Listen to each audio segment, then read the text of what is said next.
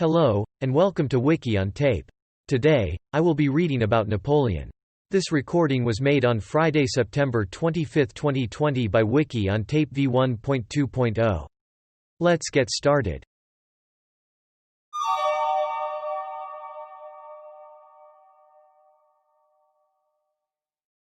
Summary.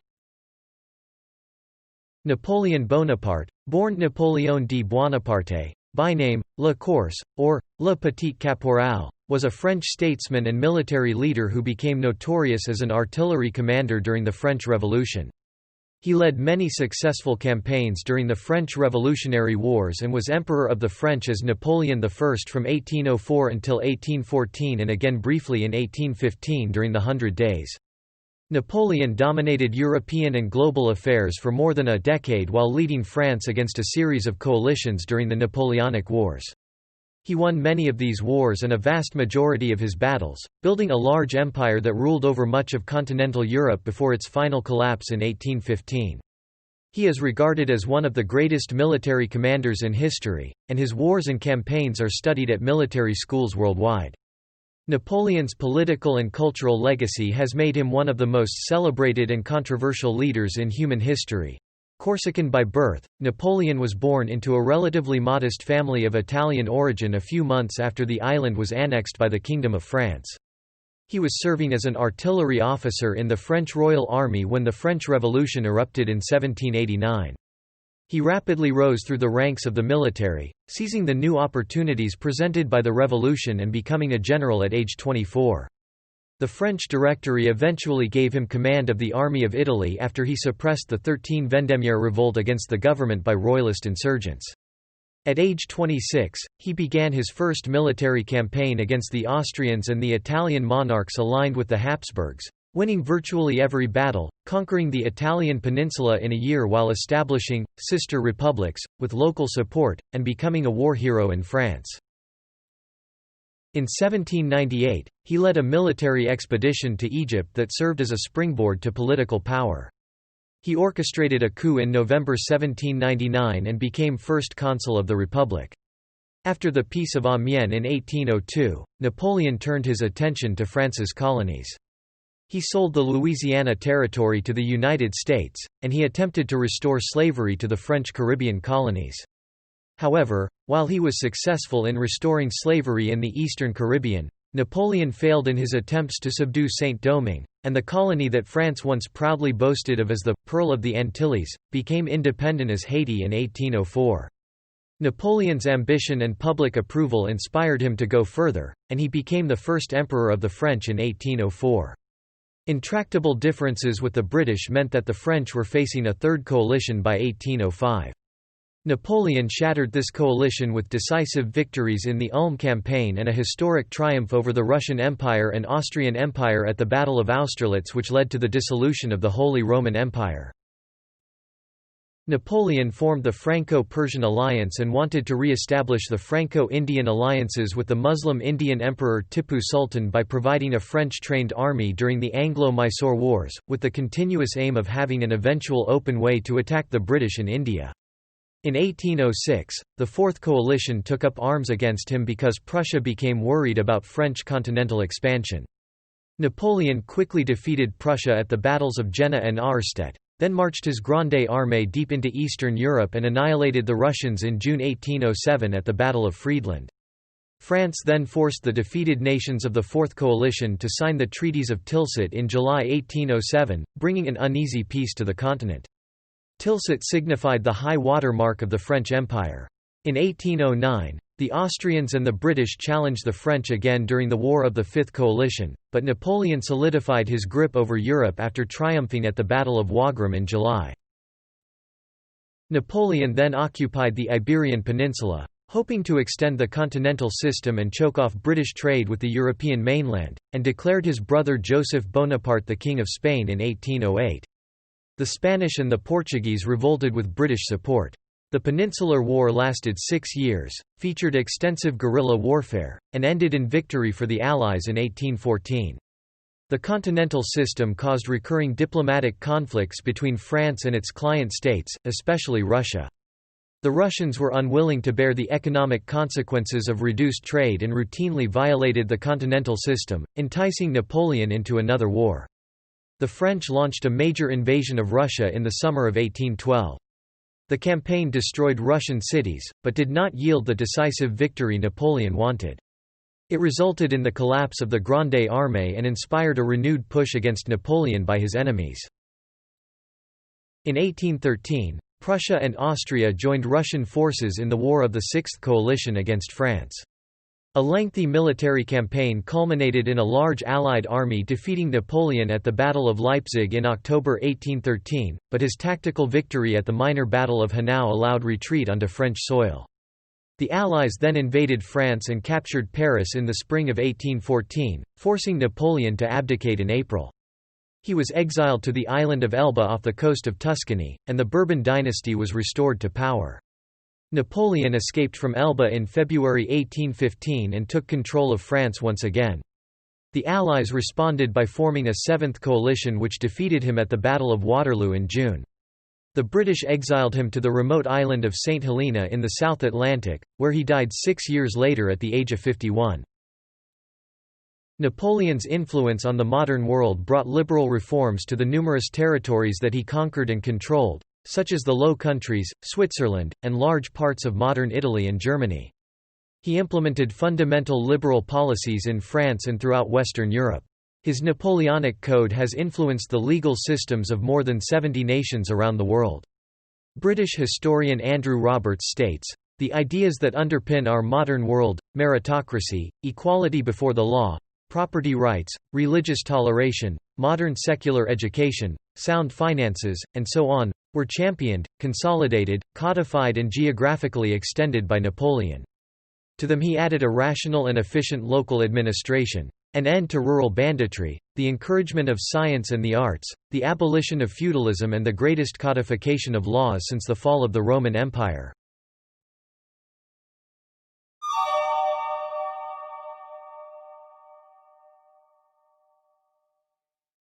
Early life.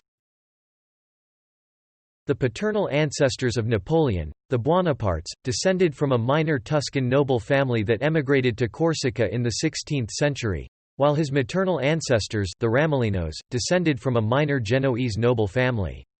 "I am more of an Italian, or Tuscan, than a Corsican," Napoleon was to say, and many descendants of the Italian colonists in Corsica considered themselves as such, but nothing in fact connected them to the villages they considered the homeland, the land their ancestors had left to take up residence in Corsican cities. They may have presented themselves as continental out of a desire for honor and distinction, but this does not prove they really were as foreign as they themselves often imagined. We might say that they grew all the more attached to their Italian origins as they moved further and further away from them, becoming ever more deeply integrated into Corsican society through marriages. This was as true of the Buonapartes as of anyone else related to the Genoese and Tuscan nobilities by virtue of titles that were, to tell the truth, suspect. The Buonapartes were also the relatives, by marriage and by birth, of the Pietrasentas, Costas, Paravicinis, and Bonellis, all Corsican families of the interior. His parents Carlo Maria di Buonaparte and Maria Letizia Ramolino maintained an ancestral home called Casa Buonaparte in Ajaccio. Napoleon was born there on 15 August 1769, their fourth child and third son. A boy and girl were born first but died in infancy. He had an elder brother, Joseph, and younger siblings Lucien, Elisa, Louis, Pauline, Caroline, and Jérôme. Napoleon was baptized as a Catholic. In his youth, his name was also spelled as Nabulioni, Nabulio, Napoleon, and Napoleoni. Napoleon was born the same year the Republic of Genoa ceded Corsica to France. The state sold sovereign rights a year before his birth in 1768, and the island was conquered by France during the year of his birth and formally incorporated as a province in 1770, after 500 years under Genoese rule and 14 years of independence. Napoleon's parents fought against the French to maintain independence even when Maria was pregnant with him. But his father was an attorney who went on to be named Corsica's representative to the court of Louis XVI in 1777. The dominant influence of Napoleon's childhood was his mother, whose firm discipline restrained a rambunctious child. Later in life Napoleon stated, "The future destiny of the child is always the work of the mother." Napoleon's maternal grandmother had married into the Swiss Fesch family in her second marriage, and Napoleon's uncle, the Cardinal Joseph Fesch, would fulfill a role as protector of the Bonaparte family for some years. Napoleon's noble, moderately affluent background afforded him greater opportunities to study than were available to a typical Corsican of the time. When he turned 9 years old, he moved to the French mainland and enrolled at a religious school in Autun in January 1779. In May, he transferred with a scholarship to a military academy at Brienne-le-Château. In his youth he was an outspoken Corsican nationalist and supported the state's independence from France. Like many Corsicans, Napoleon spoke and read Corsican and Italian. He began learning French in school at around age 10. Although he became fluent in French, he spoke with a distinctive Corsican accent and never learned how to spell French correctly. He was, however, not an isolated case, as it was estimated in 1790 that fewer than 3 million people, out of France's population of 28 million, were able to speak Standard French, and those who could write it were even fewer. Napoleon was routinely bullied by his peers for his accent, birthplace, short stature, mannerisms and inability to speak French quickly. Bonaparte became reserved and melancholy applying himself to reading. An examiner observed that Napoleon has always been distinguished for his application in mathematics. He is fairly well acquainted with history and geography. This boy would make an excellent sailor. In early adulthood, he briefly intended to become a writer. He authored a history of Corsica and a romantic novella. On completion of his studies at Brienne in 1784, Napoleon was admitted to the École Militaire in Paris. He trained to become an artillery officer and, when his father's death reduced his income, was forced to complete the 2-year course in 1 year. He was the first Corsican to graduate from the École Militaire. He was examined by the famed scientist Pierre-Simon Laplace.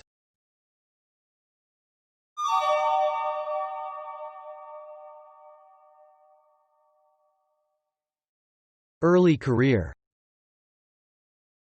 Upon graduating in September 1785, Bonaparte was commissioned a second lieutenant in Lafire Artillery Regiment.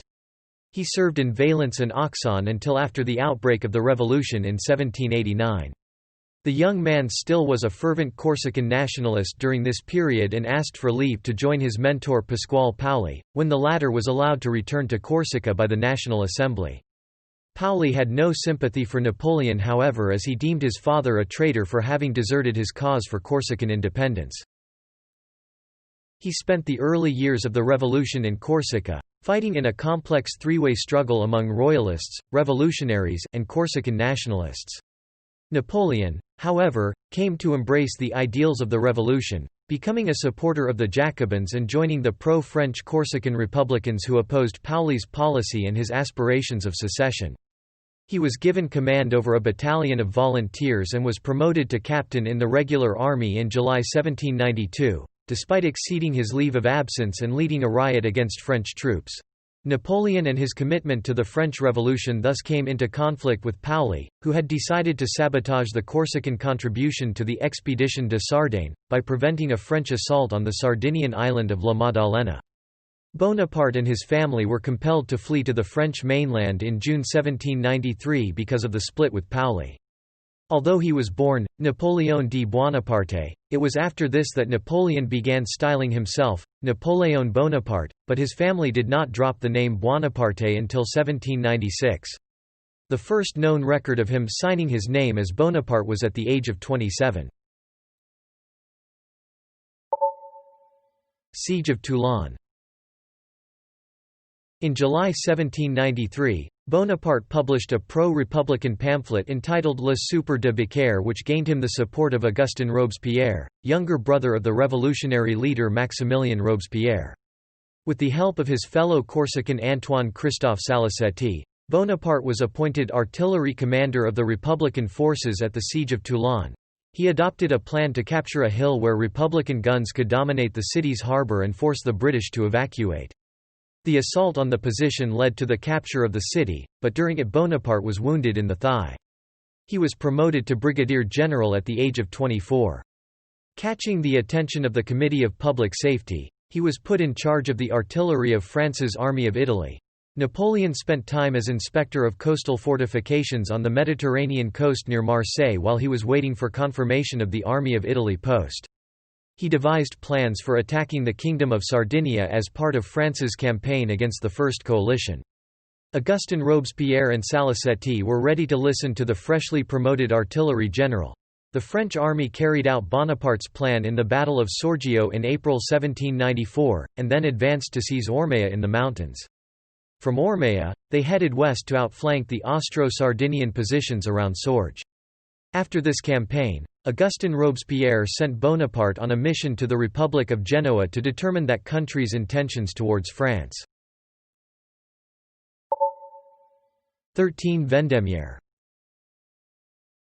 Some contemporaries alleged that Bonaparte was put under house arrest at Nice for his association with the Robespierres following their fall in the Thermidorian reaction in July 1794, but Napoleon's secretary Bourrienne disputed the allegation in his memoirs. According to Bourrienne, jealousy was responsible, between the Army of the Alps and the Army of Italy. Bonaparte dispatched an impassioned defense in a letter to the Commissar Salicetti, and he was subsequently acquitted of any wrongdoing. He was released within 2 weeks and, due to his technical skills, was asked to draw up plans to attack Italian positions in the context of France's war with Austria. He also took part in an expedition to take back Corsica from the British, but the French were repulsed by the British Royal Navy. By 1795, Bonaparte had become engaged to Désirée Clary, daughter of François Clary. Désirée's sister Julie Clary had married Bonaparte's elder brother Joseph. In April 1795, he was assigned to the Army of the West, which was engaged in the war in the Vendée, a civil war and royalist counter-revolution in Vendée, a region in west-central France on the Atlantic Ocean. As an infantry command, it was a demotion from artillery general, for which the army already had a full quota, and he pleaded poor health to avoid the posting. He was moved to the Bureau of Topography of the Committee of Public Safety and sought unsuccessfully to be transferred to Constantinople in order to offer his services to the Sultan. During this period, he wrote the romantic novella Clisson et Eugénie, about a soldier and his lover, in a clear parallel to Bonaparte's own relationship with Désirée. On 15 September, Bonaparte was removed from the list of generals in regular service for his refusal to serve in the Vendée campaign. He faced a difficult financial situation and reduced career prospects. On 3 October, royalists in Paris declared a rebellion against the National Convention. Paul Barras, a leader of the Thermidorian reaction, knew of Bonaparte's military exploits at Toulon and gave him command of the improvised forces in defense of the convention in the Tuileries Palace. Napoleon had seen the massacre of the King's Swiss Guard there 3 years earlier and realized that artillery would be the key to its defense. He ordered a young cavalry officer named Joachim Murat to seize large cannons and used them to repel the attackers on 5 October 1795. 13 Vendémiaire and IV in the French Republican calendar, 1,400 royalists died and the rest fled. He had cleared the streets with a whiff of grapeshot, according to 19th-century historian Thomas Carlyle in The French Revolution, A History.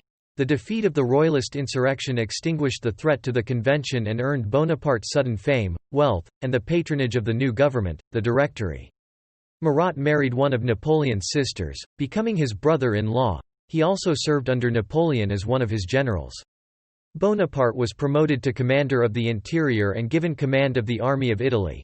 Within weeks, he was romantically involved with Joséphine de Beauharnais, the former mistress of Barras. The couple married on 9 March 1796 in a civil ceremony. First Italian campaign. 2 days after the marriage, Bonaparte left Paris to take command of the Army of Italy.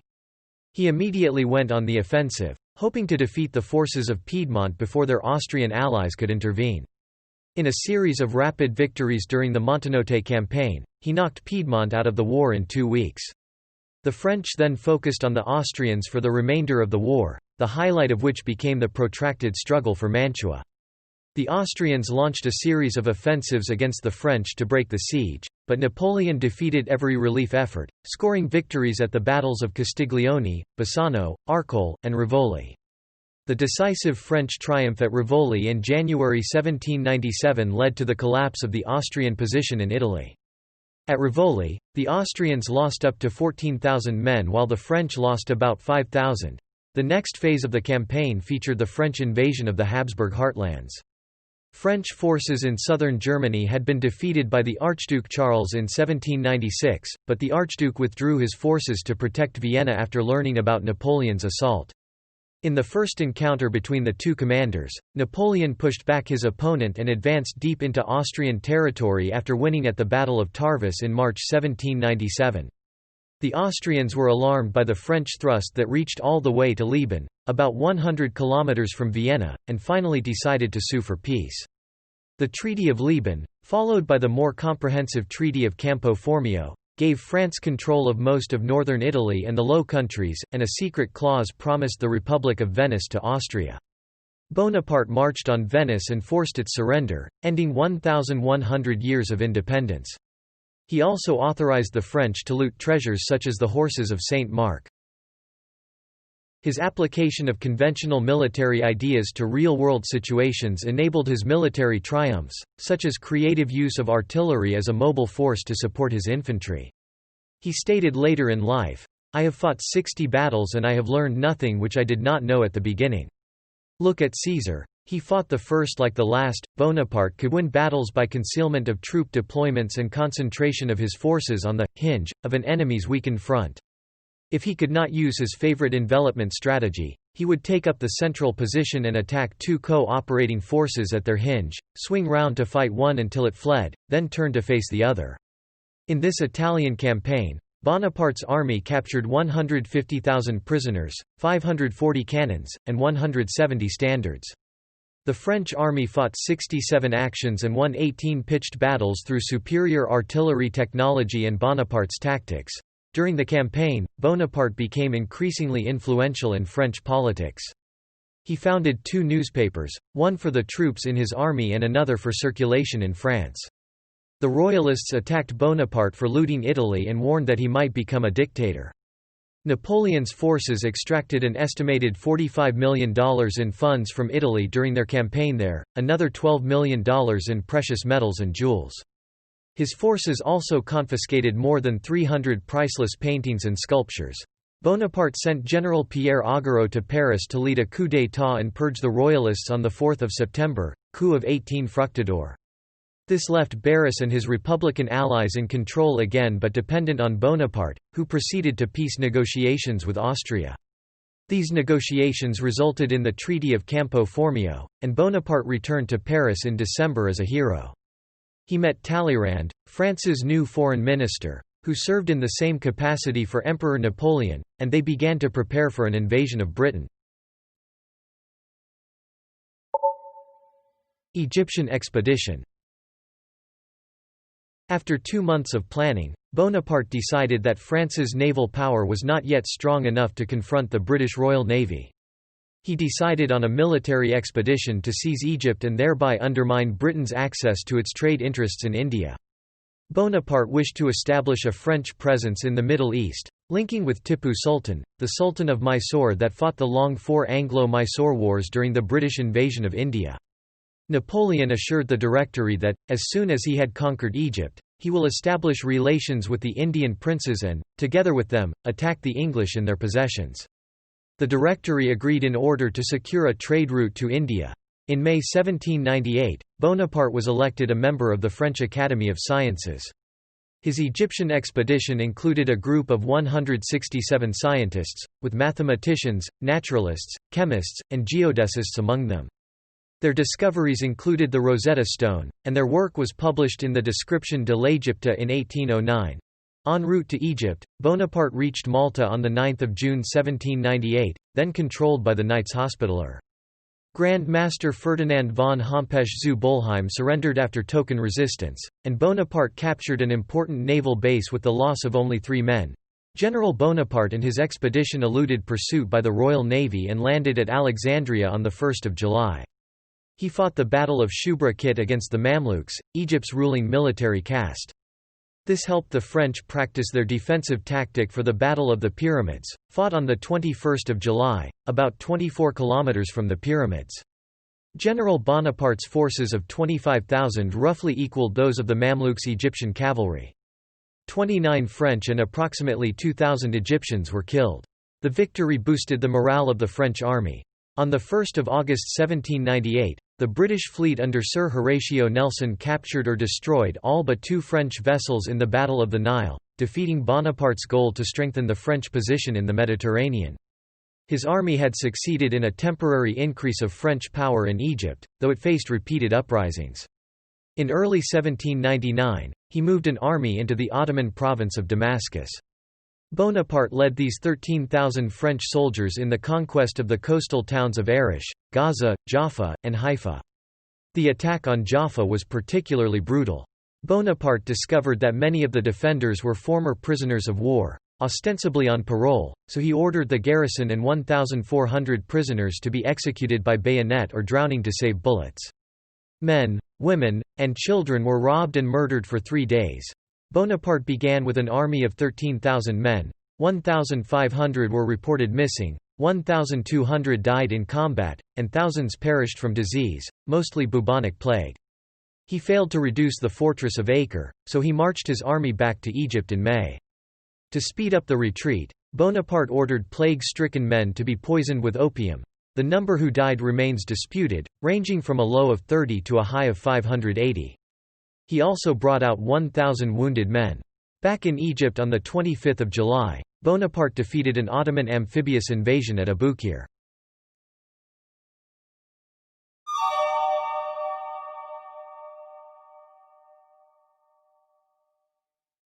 Ruler of France.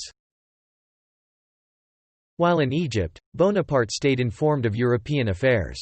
He learned that France had suffered a series of defeats in the War of the Second Coalition.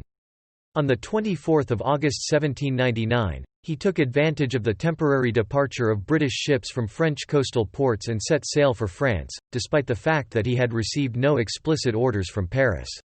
The army was left in the charge of Jean-Baptiste Kléber. Unknown to Bonaparte, the Directory had sent him orders to return to ward off possible invasions of French soil, but poor lines of communication prevented the delivery of these messages. By the time that he reached Paris in October, France's situation had been improved by a series of victories. The Republic, however, was bankrupt and the ineffective Directory was unpopular with the French population. The Directory discussed Bonaparte's desertion, but was too weak to punish him. Despite the failures in Egypt, Napoleon returned to a hero's welcome. He drew together an alliance with Director Emmanuel Joseph Sieyès, his brother Lucien, Speaker of the Council of 500 Roger Ducos, Director Joseph Fouché, and Talleyrand, and they overthrew the Directory by a coup d'état on 9 November 1799, closing down the Council of 500. Napoleon became first consul for 10 years, with 2 consuls appointed by him who had consultative voices only. His power was confirmed by the new Constitution of the Year 8, originally devised by Sieyès to give Napoleon a minor role, but rewritten by Napoleon, and accepted by direct popular vote. The constitution preserved the appearance of a republic but in reality established a dictatorship. French consulate. Napoleon established a political system that historian Martin Lyons called dictatorship by plebiscite. Worried by the democratic forces unleashed by the revolution, but unwilling to ignore them entirely, Napoleon resorted to regular electoral consultations with the French people on his road to imperial power. He drafted the Constitution of the Year 8 and secured his own election as first consul, taking up residence at the Tuileries. The constitution was approved in a rigged plebiscite held the following January, with 99.94% officially listed as voting yes. Napoleon's brother, Lucien, had falsified the returns to show that 3 million people had participated in the plebiscite. The real number was 1.5 million. Political observers at the time assumed the eligible French voting public numbered about 5 million people, so the regime artificially doubled the participation rate to indicate popular enthusiasm for the consulate. In the first few months of the consulate, with war in Europe still raging and internal instability still plaguing the country, Napoleon's grip on power remained very tenuous. In the spring of 1800, Napoleon and his troops crossed the Swiss Alps into Italy, aiming to surprise the Austrian armies that had reoccupied the peninsula when Napoleon was still in Egypt. After a difficult crossing over the Alps, the French army entered the plains of northern Italy virtually unopposed. While one French army approached from the north, the Austrians were busy with another stationed in Genoa, which was besieged by a substantial force. The fierce resistance of this French army, under André Masséna, gave the northern force some time to carry out their operations with little interference. After spending several days looking for each other, the two armies collided at the Battle of Marengo on 14 June. General Melas had a numerical advantage, fielding about 30,000 Austrian soldiers while Napoleon commanded 24,000 French troops.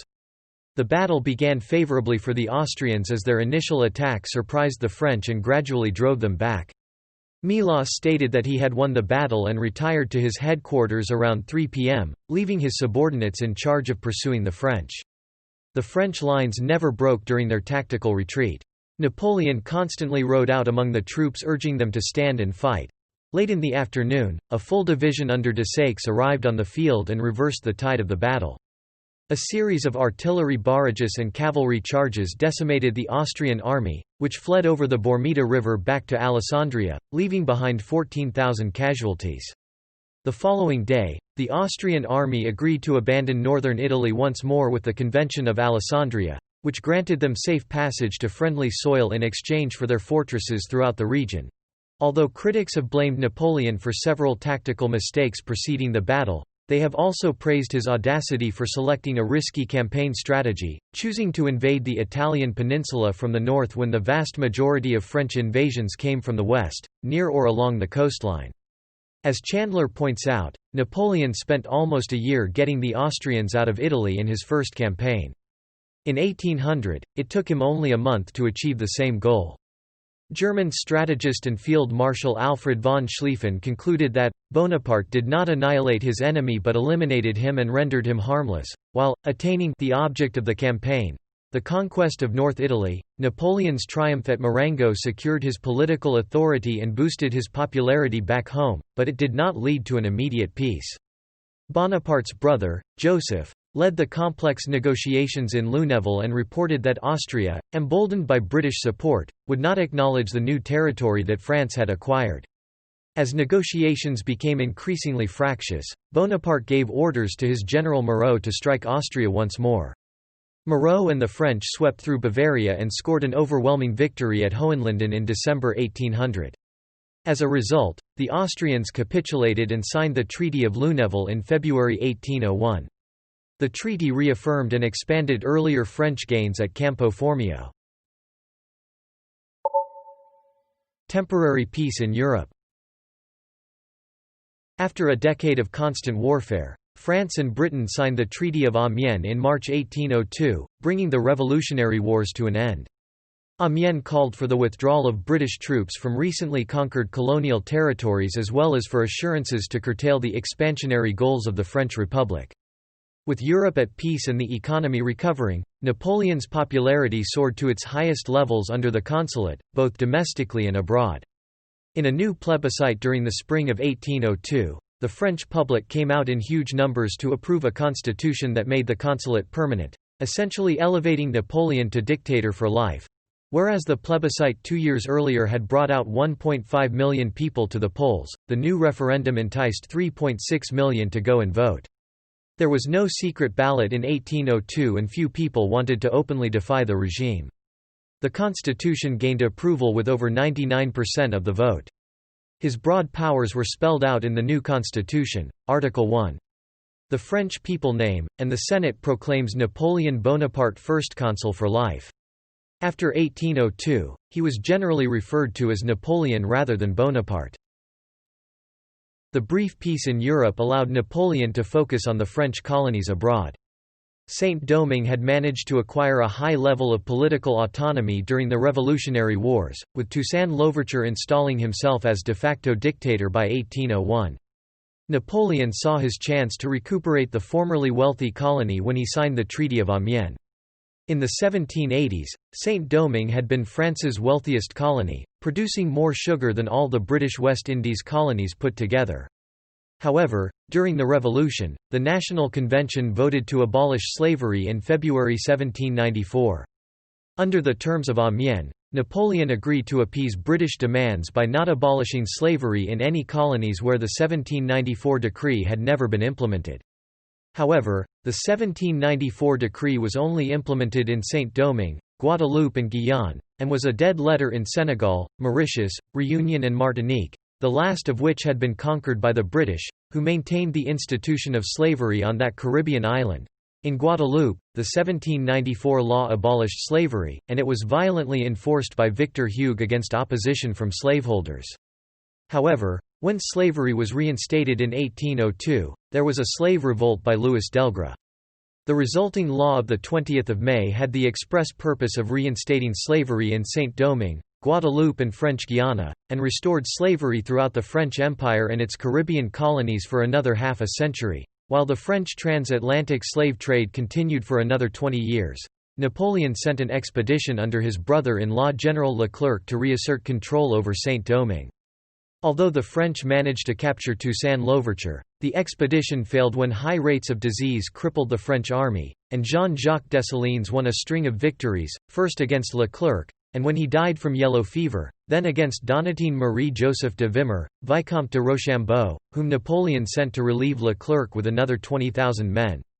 In May 1803, Napoleon acknowledged defeat, and the last 8,000 French troops left the island and the slaves proclaimed an independent republic that they called Haiti in 1804. In the process, Dessalines became arguably the most successful military commander in the struggle against Napoleonic France. Seeing the failure of his colonial efforts, Napoleon decided in 1803 to sell the Louisiana Territory to the United States, instantly doubling the size of the U.S. The selling price in the Louisiana Purchase was less than 3 cents per acre, a total of $15 million. The peace with Britain proved to be uneasy and controversial. Britain did not evacuate Malta as promised and protested against Bonaparte's annexation of Piedmont and his Act of Mediation, which established a new Swiss Confederation. Neither of these territories were covered by Amiens, but they inflamed tensions significantly. The dispute culminated in a declaration of war by Britain in May 1803. Napoleon responded by reassembling the invasion camp at Boulogne. French Empire. During the Consulate, Napoleon faced several royalist and Jacobin assassination plots, including the Conspiration des Poignards in October 1800 and the plot of the Rue Saint-Nicaise 2 months later. In January 1804, his police uncovered an assassination plot against him that involved Moreau and which was ostensibly sponsored by the Bourbon family, the former rulers of France. On the advice of Talleyrand, Napoleon ordered the kidnapping of the Duke of Enghien, violating the sovereignty of Baden. The Duke was quickly executed after a secret military trial, even though he had not been involved in the plot. Enghien's execution infuriated royal courts throughout Europe, becoming one of the contributing political factors for the outbreak of the Napoleonic Wars. To expand his power, Napoleon used these assassination plots to justify the creation of an imperial system based on the Roman model. He believed that a Bourbon restoration would be more difficult if his family's succession was entrenched in the constitution. Launching yet another referendum, Napoleon was elected as Emperor of the French by a tally exceeding 99%. As with the Life Consulate 2 years earlier, this referendum produced heavy participation, bringing out almost 3.6 million voters to the polls. A keen observer of Bonaparte's rise to absolute power, Madame de Remusat, explains that, men worn out by the turmoil of the revolution, looked for the domination of an able ruler, and that, people believed quite sincerely that Bonaparte, whether as consul or emperor, would exert his authority and save them from the perils of anarchy. Napoleon's coronation, officiated by Pope Pius VII, took place at Notre Dame de Paris, on 2 December 1804. 2 separate crowns were brought for the ceremony, a golden laurel wreath recalling the Roman Empire and a replica of Charlemagne's crown. Napoleon entered the ceremony wearing the laurel wreath and kept it on his head throughout the proceedings. For the official coronation, he raised the Charlemagne crown over his own head in a symbolic gesture, but never placed it on top because he was already wearing the golden wreath.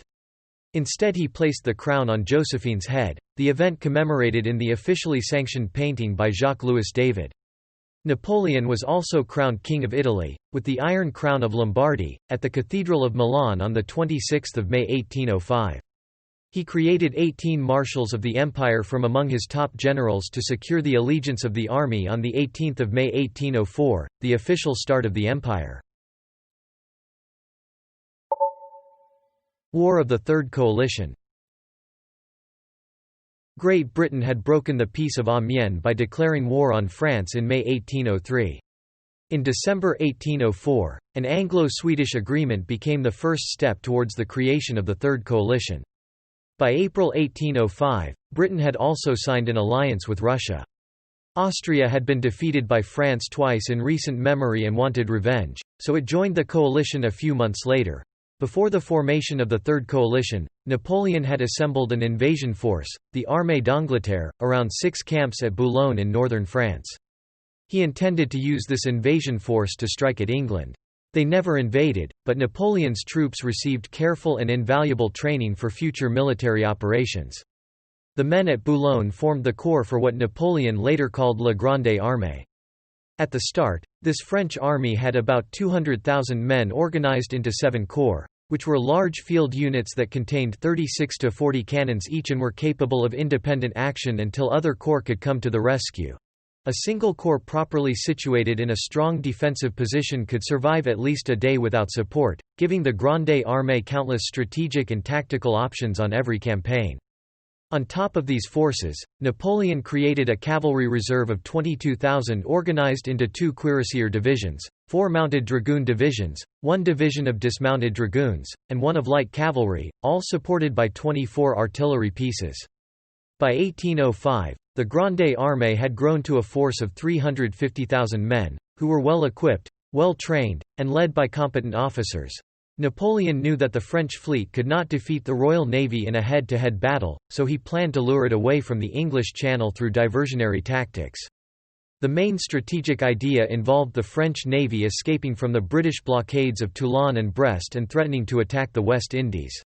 In the face of this attack, it was hoped, the British would weaken their defence of the western approaches by sending ships to the Caribbean, allowing a combined Franco-Spanish fleet to take control of the Channel long enough for French armies to cross and invade. However, the plan unravelled after the British victory at the Battle of Cape Finisterre in July 1805. French Admiral Villeneuve then retreated to Cadiz instead of linking up with French naval forces at Brest for an attack on the English Channel. By August 1805, Napoleon had realized that the strategic situation had changed fundamentally. Facing a potential invasion from his continental enemies, he decided to strike first and turned his army's sights from the English Channel to the Rhine. His basic objective was to destroy the isolated Austrian armies in southern Germany before their Russian allies could arrive. On 25 September, after great secrecy and feverish marching, 200,000 French troops began to cross the Rhine on a front of 260 kilometers. Austrian commander Karl Mack had gathered the greater part of the Austrian army at the fortress of Ulm in Swabia. Napoleon swung his forces to the southeast and the Grande Armée performed an elaborate wheeling movement that outflanked the Austrian positions. The Ulm maneuver completely surprised General Mack, who belatedly understood that his army had been cut off. After some minor engagements that culminated in the Battle of Ulm, Mack finally surrendered after realizing that there was no way to break out of the French encirclement. For just 2,000 French casualties, Napoleon had managed to capture a total of 60,000 Austrian soldiers through his army's rapid marching. The Ulm campaign is generally regarded as a strategic masterpiece and was influential in the development of the Schlieffen Plan in the late 19th century. For the French, this spectacular victory on land was soured by the decisive victory that the Royal Navy attained at the Battle of Trafalgar on 21 October. After Trafalgar, Britain had total domination of the seas for the duration of the Napoleonic Wars. Following the Ulm campaign, French forces managed to capture Vienna in November. The fall of Vienna provided the French a huge bounty as they captured 100,000 muskets, 500 cannons, and the intact bridges across the Danube. At this critical juncture, both Tsar Alexander I and Holy Roman Emperor Francis II decided to engage Napoleon in battle, despite reservations from some of their subordinates. Napoleon sent his army north in pursuit of the Allies, but then ordered his forces to retreat so that he could feign a grave weakness. Desperate to lure the Allies into battle, Napoleon gave every indication in the days preceding the engagement that the French army was in a pitiful state, even abandoning the dominant Pratzen heights near the village of Austerlitz. At the Battle of Austerlitz, in Moravia on 2 December, he deployed the French army below the Pratzen heights and deliberately weakened his right flank, enticing the Allies to launch a major assault there in the hopes of rolling up the whole French line. A forced march from Vienna by Marshal Davout and his Third Corps plugged the gap left by Napoleon just in time. Meanwhile, the heavy Allied deployment against the French right flank weakened their centre on the Pratzen heights, which was viciously attacked by the Fourth Corps of Marshal Soult. With the Allied centre demolished, the French swept through both enemy flanks and sent the Allies fleeing chaotically, capturing thousands of prisoners in the process. The battle is often seen as a tactical masterpiece because of the near-perfect execution of a calibrated but dangerous plan, of the same stature as Cannae, the celebrated triumph by Hannibal some 2,000 years before. The Allied disaster at Austerlitz significantly shook the faith of Emperor Francis in the British-led war effort. France and Austria agreed to an armistice immediately and the Treaty of Pressburg followed shortly after on 26 December. Pressburg took Austria out of both the war and the coalition while reinforcing the earlier treaties of Campo Formio and of Luneville between the two powers. The treaty confirmed the Austrian loss of lands to France in Italy and Bavaria, and lands in Germany to Napoleon's German allies. It also imposed an indemnity of 40 million francs on the defeated Habsburgs and allowed the fleeing Russian troops free passage through hostile territories and back to their home soil. Napoleon went on to say, "The Battle of Austerlitz is the finest of all I have fought." Frank McClin suggests that Napoleon was so successful at Austerlitz that he lost touch with reality, and what used to be French foreign policy became a personal Napoleonic one. Vincent Cronin disagrees, stating that Napoleon was not overly ambitious for himself, he embodied the ambitions of 30 million Frenchmen. Middle Eastern alliances. Napoleon continued to entertain a grand scheme to establish a French presence in the Middle East in order to put pressure on Britain and Russia, and perhaps form an alliance with the Ottoman Empire. In February 1806, Ottoman Emperor Selim III recognized Napoleon as emperor. He also opted for an alliance with France, calling France, "our sincere and natural ally." That decision brought the Ottoman Empire into a losing war against Russia and Britain. A Franco-Persian alliance was also formed between Napoleon and the Persian Empire of Fath Ali Shah Qajar. It collapsed in 1807, when France and Russia themselves formed an unexpected alliance. In the end, Napoleon had made no effective alliances in the Middle East. War of the Fourth Coalition and Tilsit. After Austerlitz, Napoleon established the Confederation of the Rhine in 1806. A collection of German states intended to serve as a buffer zone between France and Central Europe. The creation of the Confederation spelled the end of the Holy Roman Empire and significantly alarmed the Prussians. The brazen reorganization of German territory by the French risked threatening Prussian influence in the region, if not eliminating it outright. War fever in Berlin rose steadily throughout the summer of 1806. At the insistence of his court, especially his wife Queen Louise, Frederick William III decided to challenge the French domination of Central Europe by going to war. The initial military maneuvers began in September 1806. In a letter to Marshal Soult detailing the plan for the campaign, Napoleon described the essential features of Napoleonic warfare and introduced the phrase le bataillon carré. In the bataillon carré system, the various corps of the Grande Armée would march uniformly together in close supporting distance. If any single corps was attacked, the others could quickly spring into action and arrive to help. Napoleon invaded Prussia with 180,000 troops, rapidly marching on the right bank of the river Saale. As in previous campaigns, his fundamental objective was to destroy one opponent before reinforcements from another could tip the balance of the war. Upon learning the whereabouts of the Prussian army, the French swung westwards and crossed the Saale with overwhelming force. At the twin battles of Jena and Auerstedt, fought on 14 October, the French convincingly defeated the Prussians and inflicted heavy casualties. With several major commanders dead or incapacitated, the Prussian king proved incapable of effectively commanding the army, which began to quickly disintegrate. In a vaunted pursuit that epitomized the peak of Napoleonic warfare, According to historian Richard Brooks, the French managed to capture 140,000 soldiers, over 2,000 cannons and hundreds of ammunition wagons, all in a single month. Historian David Chandler wrote of the Prussian forces, "Never has the morale of any army been more completely shattered." Despite their overwhelming defeat, the Prussians refused to negotiate with the French until the Russians had an opportunity to enter the fight. Following his triumph, Napoleon imposed the first elements of the Continental System through the Berlin Decree issued in November 1806. The Continental System, which prohibited European nations from trading with Britain, was widely violated throughout his reign. In the next few months, Napoleon marched against the advancing Russian armies through Poland and was involved in the bloody stalemate at the Battle of Elba in February 1807. After a period of rest and consolidation on both sides, the war restarted in June with an initial struggle at Heilsberg that proved indecisive. On 14 June Napoleon obtained an overwhelming victory over the Russians at the Battle of Friedland, wiping out the majority of the Russian army in a very bloody struggle. The scale of their defeat convinced the Russians to make peace with the French. On 19 June, Tsar Alexander sent an envoy to seek an armistice with Napoleon. The latter assured the envoy that the Vistula River represented the natural borders between French and Russian influence in Europe. On that basis, the two emperors began peace negotiations at the town of Tilsit after meeting on an iconic raft on the river Niemen. The very first thing Alexander said to Napoleon was probably well calibrated.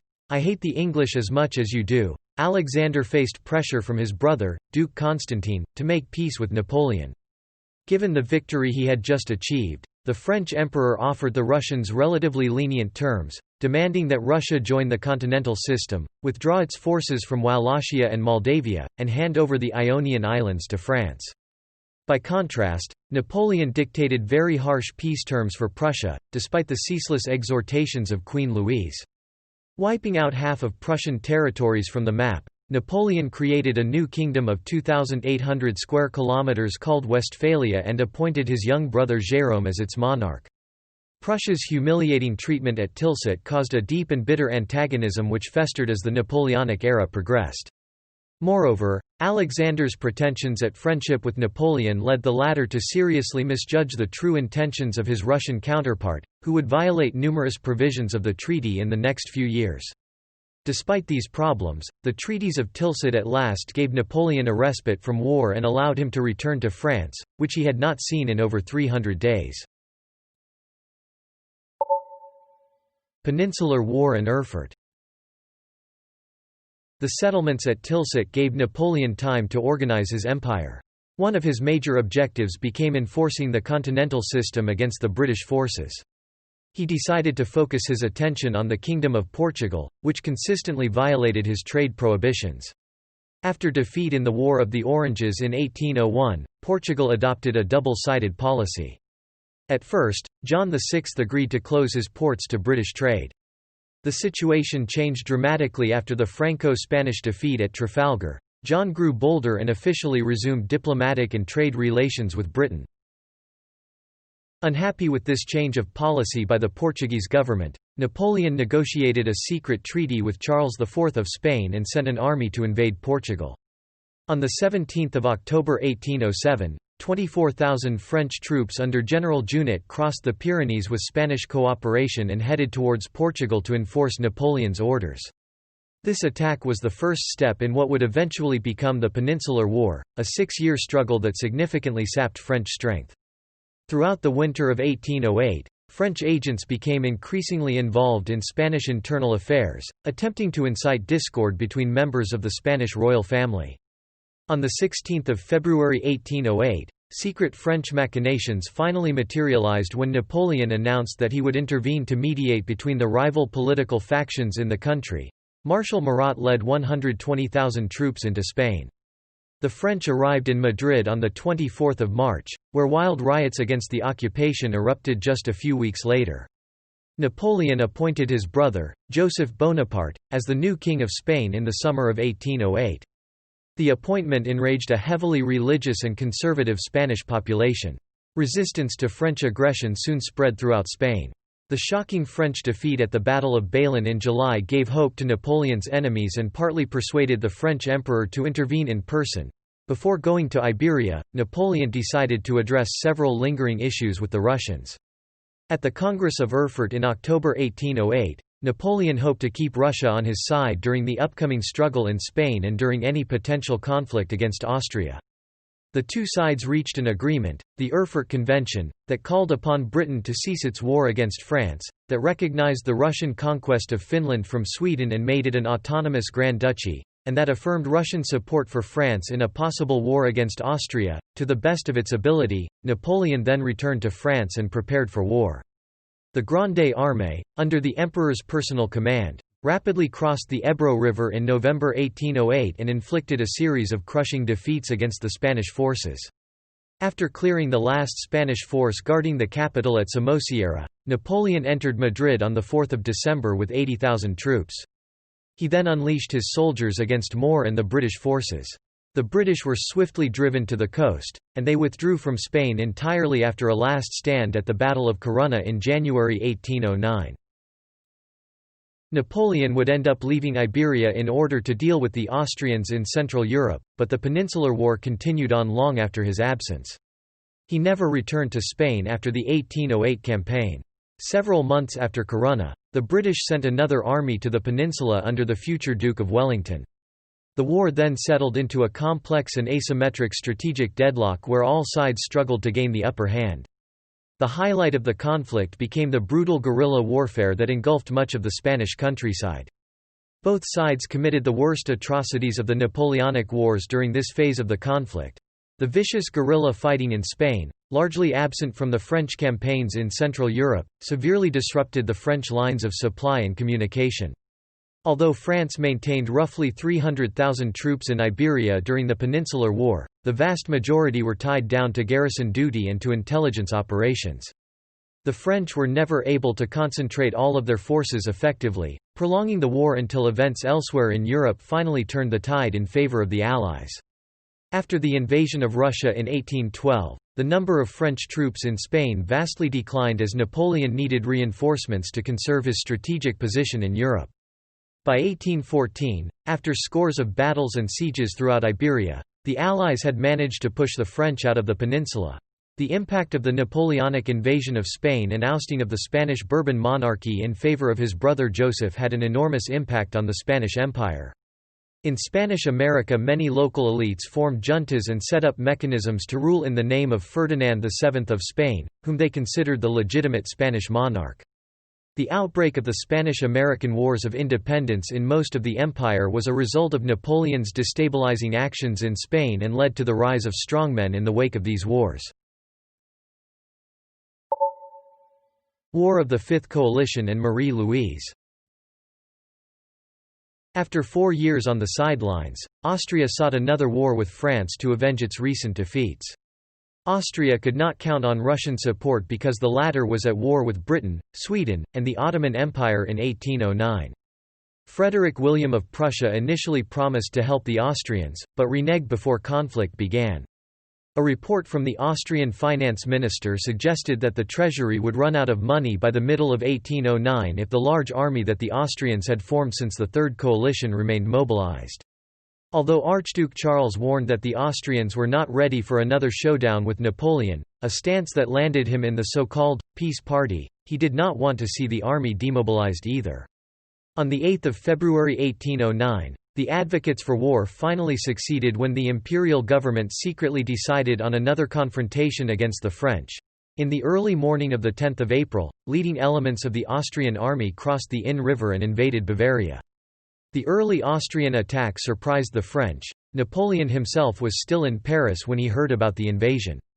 He arrived at Donauwörth on the 17th to find the Grande Armée in a dangerous position, with its two wings separated by 120 kilometers and joined together by a thin cordon of Bavarian troops. Charles pressed the left wing of the French army and hurled his men towards the Third Corps of Marshal Davout. In response, Napoleon came up with a plan to cut off the Austrians in the celebrated Lanchet maneuver. He realigned the axis of his army and marched his soldiers towards the town of Eckmühl. The French scored a convincing win in the resulting Battle of Eckmühl, forcing Charles to withdraw his forces over the Danube and into Bohemia.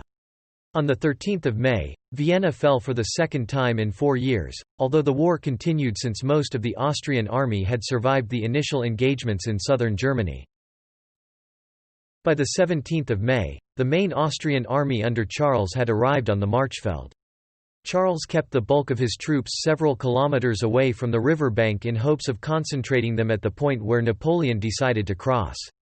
On 21 May, the French made their first major effort to cross the Danube, precipitating the Battle of Aspern-Essling. The Austrians enjoyed a comfortable numerical superiority over the French throughout the battle. On the first day, Charles disposed of 110,000 soldiers against only 31,000 commanded by Napoleon. By the second day, reinforcements had boosted French numbers up to 70,000. The battle was characterized by a vicious back-and-forth struggle for the two villages of Aspern and Essling, the focal points of the French bridgehead. By the end of the fighting, the French had lost Aspern but still controlled Essling. A sustained Austrian artillery bombardment eventually convinced Napoleon to withdraw his forces back onto Lobau Island. Both sides inflicted about 23,000 casualties on each other. It was the first defeat Napoleon suffered in a major set-piece battle, and it caused excitement throughout many parts of Europe because it proved that he could be beaten on the battlefield. After the setback at Aspern-Essling, Napoleon took more than 6 weeks in planning and preparing for contingencies before he made another attempt at crossing the Danube. From 30 June to the early days of July, the French recrossed the Danube in strength, with more than 180,000 troops marching across the Marchfeld towards the Austrians. Charles received the French with 150,000 of his own men. In the ensuing Battle of Wagram, which also lasted 2 days, Napoleon commanded his forces in what was the largest battle of his career up until then. Napoleon finished off the battle with a concentrated central thrust that punctured a hole in the Austrian army and forced Charles to retreat. Austrian losses were very heavy, reaching well over 40,000 casualties. The French were too exhausted to pursue the Austrians immediately, but Napoleon eventually caught up with Charles at Znaim and the latter signed an armistice on 12 July. In the Kingdom of Holland, the British launched the Walcheren campaign to open up a second front in the war and to relieve the pressure on the Austrians. The British army only landed at Walcheren on 30 July, by which point the Austrians had already been defeated. The Walcheren campaign was characterized by little fighting but heavy casualties thanks to the popularly dubbed Walcheren fever. Over 4,000 British troops were lost in a bungled campaign, and the rest withdrew in December 1809. The main strategic result from the campaign became the delayed political settlement between the French and the Austrians. Emperor Francis wanted to wait and see how the British performed in their theatre before entering into negotiations with Napoleon. Once it became apparent that the British were going nowhere, the Austrians agreed to peace talks. The resulting Treaty of Schönbrunn in October 1809 was the harshest that France had imposed on Austria in recent memory. Metternich and Archduke Charles had the preservation of the Habsburg Empire as their fundamental goal, and to this end they succeeded by making Napoleon seek more modest goals in return for promises of friendship between the two powers. Nevertheless, while most of the hereditary lands remained a part of the Habsburg realm, France received Carinthia, Carniola, and the Adriatic ports, while Galicia was given to the Poles and the Salzburg area of the Tyrol went to the Bavarians. Austria lost over 3 million subjects, about 1/5 of her total population, as a result of these territorial changes. Although fighting in Iberia continued, the War of the Fifth Coalition would be the last major conflict on the European continent for the next 3 years. Napoleon turned his focus to domestic affairs after the war. Empress Joséphine had still not given birth to a child from Napoleon, who became worried about the future of his empire following his death. Desperate for a legitimate heir, Napoleon divorced Joséphine on 10 January 1810 and started looking for a new wife. Hoping to cement the recent alliance with Austria through a family connection, Napoleon married the Marie-Louise, Duchess of Parma, daughter of Francis II, who was 18 years old at the time. On 20 March 1811, Marie-Louise gave birth to a baby boy, whom Napoleon made heir apparent and bestowed the title of King of Rome. His son never actually ruled the empire, but given his brief titular rule and cousin Louis Napoleon's subsequent naming himself Napoleon III, historians often refer to him as Napoleon II. Invasion of Russia. In 1808, Napoleon and Tsar Alexander met at the Congress of Erfurt to preserve the Russo-French alliance. The leaders had a friendly personal relationship after their first meeting at Tilsit in 1807. By 1811, however, tensions had increased and Alexander was under pressure from the Russian nobility to break off the alliance. A major strain on the relationship between the two nations became the regular violations of the continental system by the Russians, which led Napoleon to threaten Alexander with serious consequences if he formed an alliance with Britain. By 1812, advisors to Alexander suggested the possibility of an invasion of the French Empire and the recapture of Poland. On receipt of intelligence reports on Russia's war preparations, Napoleon expanded his Grande Armée to more than 450,000 men. He ignored repeated advice against an invasion of the Russian heartland and prepared for an offensive campaign. On 24 June 1812 the invasion commenced. In an attempt to gain increased support from Polish nationalists and patriots, Napoleon termed the war the Second Polish War. The First Polish War had been the Bar Confederation uprising by Polish nobles against Russia in 1768. Polish patriots wanted the Russian part of Poland to be joined with the Duchy of Warsaw and an independent Poland created. This was rejected by Napoleon, who stated he had promised his ally Austria this would not happen. Napoleon refused to manumit the Russian serfs because of concerns this might provoke a reaction in his army's rear. The serfs later committed atrocities against French soldiers during France's retreat. The Russians avoided Napoleon's objective of a decisive engagement and instead retreated deeper into Russia. A brief attempt at resistance was made at Smolensk in August. The Russians were defeated in a series of battles, and Napoleon resumed his advance. The Russians again avoided battle, although in a few cases this was only achieved because Napoleon uncharacteristically hesitated to attack when the opportunity arose. Owing to the Russian army's scorched earth tactics, the French found it increasingly difficult to forage food for themselves and their horses. The Russians eventually offered battle outside Moscow on 7 September. The Battle of Borodino resulted in approximately 44,000 Russian and 35,000 French dead, wounded or captured, and may have been the bloodiest day of battle in history up to that point in time. Although the French had won, the Russian army had accepted, and withstood, the major battle Napoleon had hoped would be decisive. Napoleon's own account was, "The most terrible of all my battles was the one before Moscow." The French showed themselves to be worthy of victory, but the Russians showed themselves worthy of being invincible. The Russian army withdrew and retreated past Moscow. Napoleon entered the city, assuming its fall would end the war and Alexander would negotiate peace. However, on orders of the city's governor Fyodor Rostopchin, rather than capitulation, Moscow was burned. After 5 weeks, Napoleon and his army left. In early November Napoleon got concerned about loss of control back in France after the Mallet coup of 1812. His army walked through snow up to their knees, and nearly 10,000 men and horses froze to death on the night of the 8th or the 9th of November alone. After the Battle of Berezina Napoleon managed to escape but had to abandon much of the remaining artillery and baggage train. On 5 December, shortly before arriving in Vilnius, Napoleon left the army in a sledge. The French suffered in the course of a ruinous retreat, including from the harshness of the Russian winter. The armée had begun as over 400,000 frontline troops, with fewer than 40,000 crossing the Berezina River in November 1812. The Russians had lost 150,000 soldiers in battle and hundreds of thousands of civilians. War of the Sixth Coalition. There was a lull in fighting over the winter of 1812–13 while both the Russians and the French rebuilt their forces. Napoleon was able to field 350,000 troops. Heartened by France's loss in Russia, Prussia joined with Austria, Sweden, Russia, Great Britain, Spain, and Portugal in a new coalition. Napoleon assumed command in Germany and inflicted a series of defeats on the coalition culminating in the Battle of Dresden in August 1813. Despite these successes, the numbers continued to mount against Napoleon, and the French army was pinned down by a force twice its size and lost at the Battle of Leipzig. This was by far the largest battle of the Napoleonic Wars and cost more than 90,000 casualties in total. The Allies offered peace terms in the Frankfurt Proposals in November 1813. Napoleon would remain as Emperor of the French, but it would be reduced to its natural frontiers. That meant that France could retain control of Belgium, Savoy and the Rhineland, while giving up control of all the rest, including all of Spain and the Netherlands, and most of Italy and Germany. Metternich told Napoleon these were the best terms the Allies were likely to offer. After further victories, the terms would be harsher and harsher. Metternich's motivation was to maintain France as a balance against Russian threats, while ending the highly destabilizing series of wars.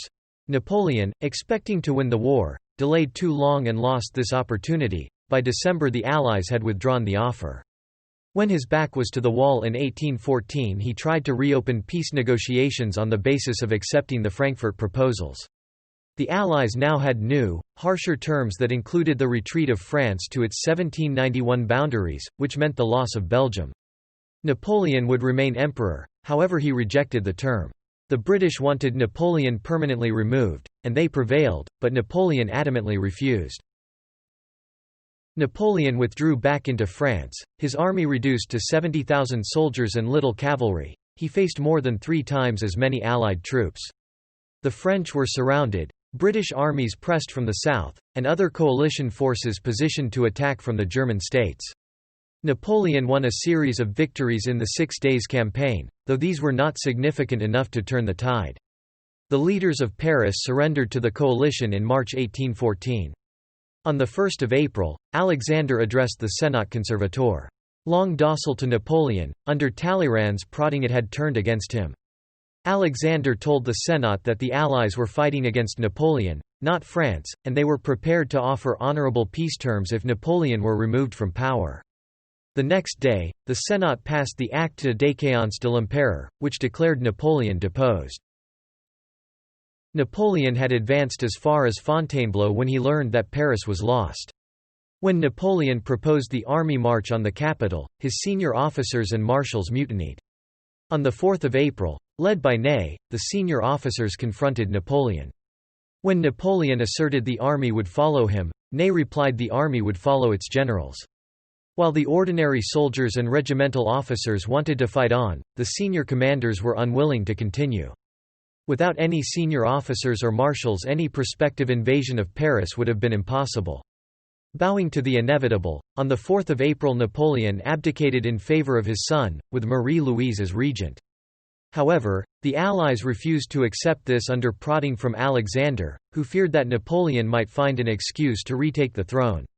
Napoleon was then forced to announce his unconditional abdication only 2 days later. Exile to Elba. The Allied powers having declared that Emperor Napoleon was the sole obstacle to the restoration of peace in Europe, Emperor Napoleon, faithful to his oath, declares that he renounces, for himself and his heirs, the thrones of France and Italy, and that there is no personal sacrifice, even that of his life, which he is not ready to make in the interests of France. Done in the Palace of Fontainebleau, the 11th of April 1814. In the Treaty of Fontainebleau, the Allies exiled Napoleon to Elba, an island of 12,000 inhabitants in the Mediterranean, 20 kilometers off the Tuscan coast. They gave him sovereignty over the island and allowed him to retain the title of emperor. Napoleon attempted suicide with a pill he had carried after nearly being captured by the Russians during the retreat from Moscow. Its potency had weakened with age, however, and he survived to be exiled, while his wife and son took refuge in Austria. He was conveyed to the island on HMS Undaunted by Captain Thomas Usher. He arrived at Portoferraio on 30 May 1814. In the first few months on Elba he created a small navy and army, developed the iron mines, oversaw the construction of new roads, issued decrees on modern agricultural methods, and overhauled the island's legal and educational system. A few months into his exile, Napoleon learned that his ex-wife Josephine had died in France. He was devastated by the news, locking himself in his room and refusing to leave for 2 days. 100 Days. Separated from his wife and son, who had returned to Austria, cut off from the allowance guaranteed to him by the Treaty of Fontainebleau, and aware of rumors he was about to be banished to a remote island in the Atlantic Ocean, Napoleon escaped from Elba, in the brig Inconstant on 26 February 1815 with 700 men. 2 days later, he landed on the French mainland at Gulf Juan and started heading north. The 5th Regiment was sent to intercept him and made contact just south of Grenoble on 7 March 1815. Napoleon approached the regiment alone, dismounted his horse and, when he was within gunshot range, shouted to the soldiers, "Here I am. Kill your emperor, if you wish." The soldiers quickly responded with, "Vive l'empereur."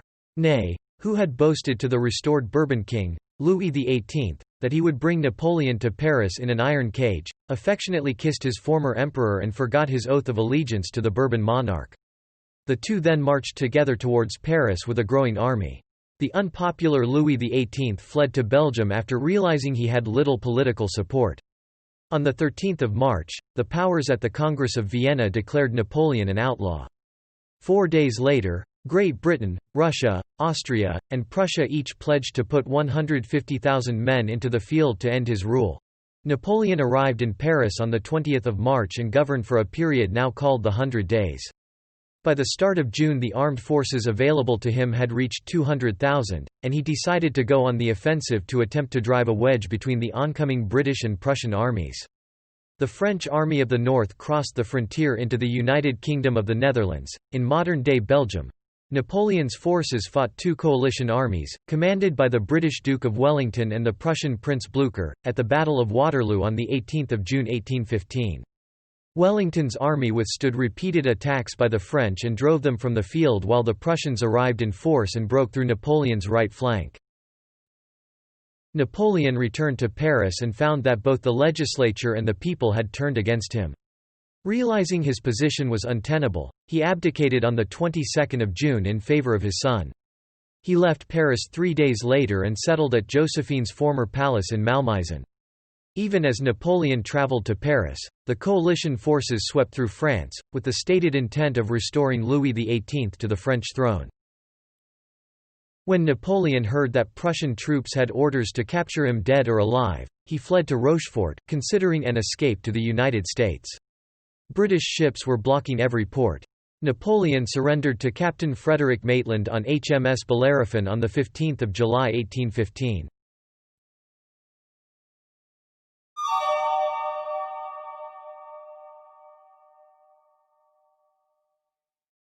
Exile on St. Helena. The British kept Napoleon on the island of St. Helena in the Atlantic Ocean, 1,870 kilometers from the west coast of Africa. They also took the precaution of sending a garrison of soldiers to uninhabited Ascension Island, which lay between St. Helena and Europe. Napoleon was moved to Longwood House on St. Helena in December 1815. It had fallen into disrepair, and the location was damp, windswept and unhealthy. The Times published articles insinuating the British government was trying to hasten his death. Napoleon often complained of the living conditions in letters to the governor and his custodian, Hudson Lowe, while his attendants complained of colds, catarrhs, damp floors and poor provisions. Modern scientists have speculated that his later illness may have arisen from arsenic poisoning caused by copper arsenite in the wallpaper at Longwood House. With a small cadre of followers, Napoleon dictated his memoirs and grumbled about conditions. Lowe cut Napoleon's expenditure, ruled that no gifts were allowed if they mentioned his imperial status, and made his supporters sign a guarantee they would stay with the prisoner indefinitely. While in exile, Napoleon wrote a book about Julius Caesar, one of his great heroes. He also studied English under the tutelage of Count Emmanuel de las Cases with the main aim of being able to read English newspapers and books, as access to French newspapers and books was heavily restricted to him on St. Helena. There were rumors of plots and even of his escape, but in reality no serious attempts were made. For English poet Lord Byron, Napoleon was the epitome of the romantic hero, the persecuted, lonely, and flawed genius. Death. Napoleon's personal physician, Barry O'Meara, warned London that his declining state of health was mainly caused by the harsh treatment. Napoleon confined himself for months on end in his damp and wretched habitation of Longwood. In February 1821, Napoleon's health began to deteriorate rapidly, and he reconciled with the Catholic Church. He died on 5 May 1821, after confession, extreme unction and viaticum in the presence of Father Ange Vignali. His last words were, France, l'armée, tête d'armée, Joséphine. Napoleon's original death mask was created around 6 May, although it is not clear which doctor created it. In his will, he had asked to be buried on the banks of the Seine, but the British governor said he should be buried on St. Helena, in the Valley of the Willows. In 1840, Louis Philippe I obtained permission from the British to return Napoleon's remains to France. On 15 December 1840, a state funeral was held. The hearse proceeded from the Arc de Triomphe down the Champs-Élysées, across the Place de la Concorde to the Esplanade des Invalides and then to the cupola in Saint Jérôme's chapel, where it remained until the tomb designed by Louis Visconti was completed. In 1861, Napoleon's remains were entombed in a porphyry stone sarcophagus in the crypt under the dome at Les Invalides. Cause of death. The cause of his death has been debated. Napoleon's physician, François Carlo Antimmarchi, led the autopsy, which found the cause of death to be stomach cancer. Antimmarchi did not sign the official report. Napoleon's father had died of stomach cancer, although this was apparently unknown at the time of the autopsy. Antimmarchi found evidence of a stomach ulcer. This was the most convenient explanation for the British, who wanted to avoid criticism over their care of Napoleon. In 1955, the diaries of Napoleon's valet, Louis Marchand, were published. His description of Napoleon in the months before his death led Sten Forshoved in a 1961 paper in Nature to put forward other causes for his death, including deliberate arsenic poisoning. Arsenic was used as a poison during the era because it was undetectable when administered over a long period. Furthermore, in a 1978 book with Ben Weider, Forshoved noted that Napoleon's body was found to be well preserved when moved in 1840. Arsenic is a strong preservative, and therefore this supported the poisoning hypothesis.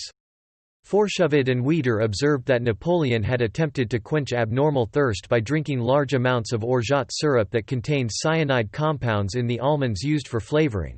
They maintained that the potassium tartrate used in his treatment prevented his stomach from expelling these compounds and that his thirst was a symptom of the poison. Their hypothesis was that the calomel given to Napoleon became an overdose, which killed him and left extensive tissue damage behind. According to a 2007 article, the type of arsenic found in Napoleon's hair shafts was mineral, the most toxic, and according to toxicologist Patrick Kintz, this supported the conclusion that he was murdered. There have been modern studies that have supported the original autopsy finding. In a 2008 study, researchers analyzed samples of Napoleon's hair from throughout his life, as well as samples from his family and other contemporaries.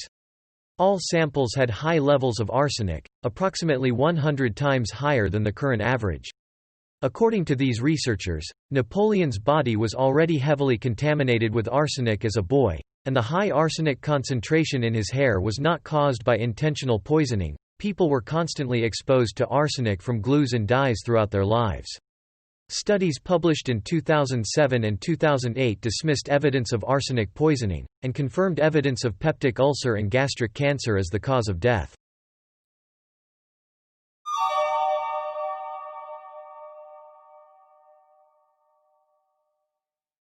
Religion. Napoleon was baptized in Ajaccio on 21 July 1771.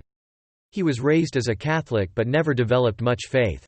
As an adult, Napoleon was a deist, believing in an absent and distant God. However, he had a keen appreciation of the power of organized religion in social and political affairs, and he paid a great deal of attention to bending it to his purposes. He noted the influence of Catholicism's rituals and splendors. Napoleon had a civil marriage with Joséphine de Beauharnais, without religious ceremony. Napoleon was crowned emperor on 2 December 1804 at Notre Dame de Paris in a ceremony presided over by Pope Pius VII.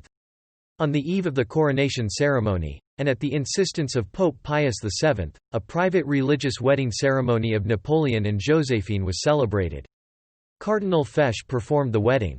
This marriage was annulled by tribunals under Napoleon's control in January 1810. On 1 April 1810, Napoleon married the Austrian princess Marie-Louise in a Catholic ceremony. Napoleon was excommunicated by the Catholic Church, but later reconciled with the Church before his death in 1821.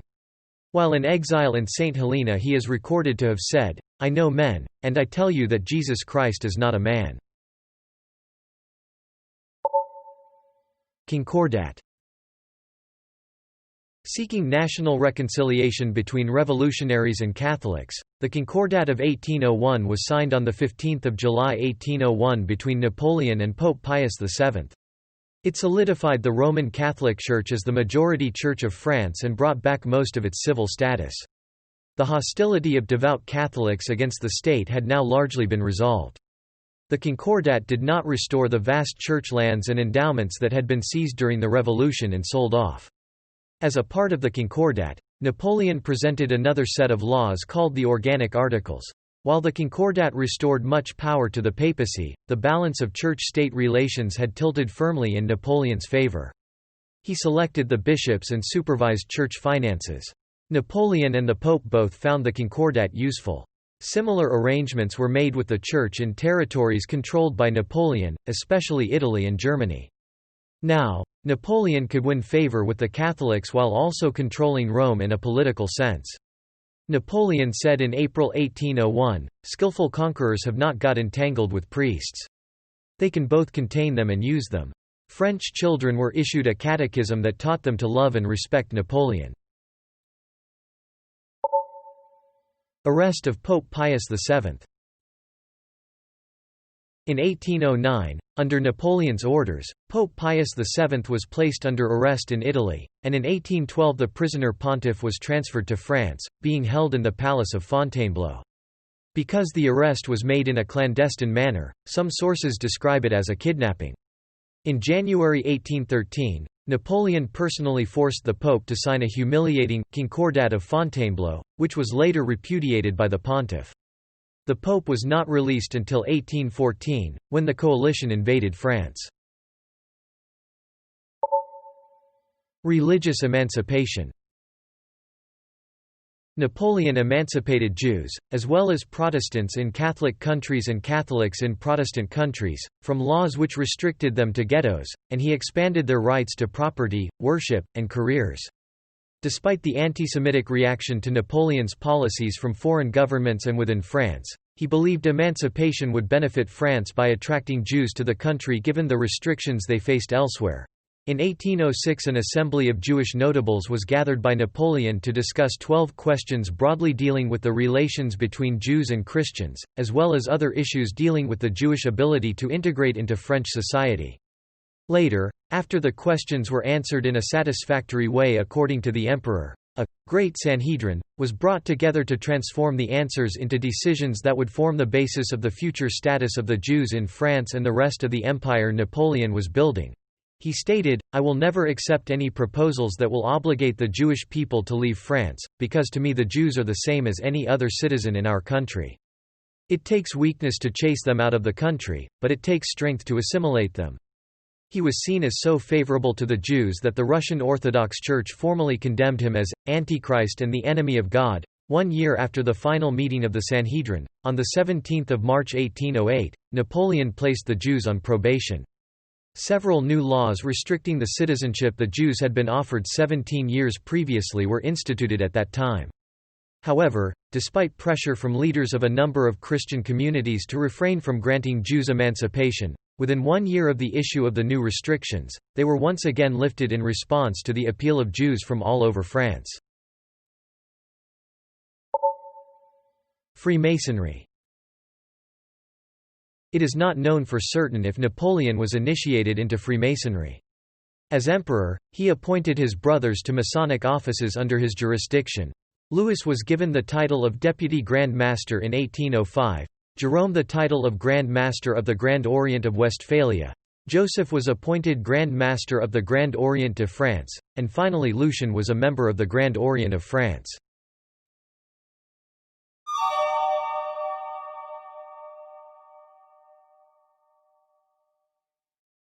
Personality. Historians emphasize the strength of the ambition that took Napoleon from an obscure village to command of most of Europe.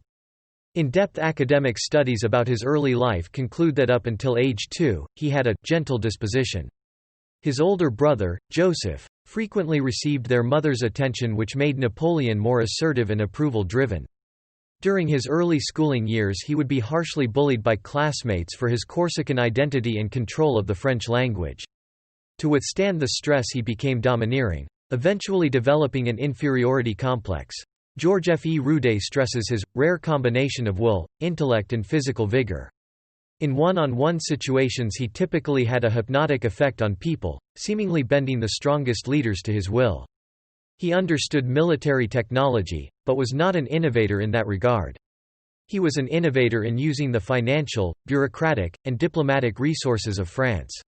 He could rapidly dictate a series of complex commands to his subordinates, keeping in mind where major units were expected to be at each future point, and like a chess master, seeing the best plays moves ahead.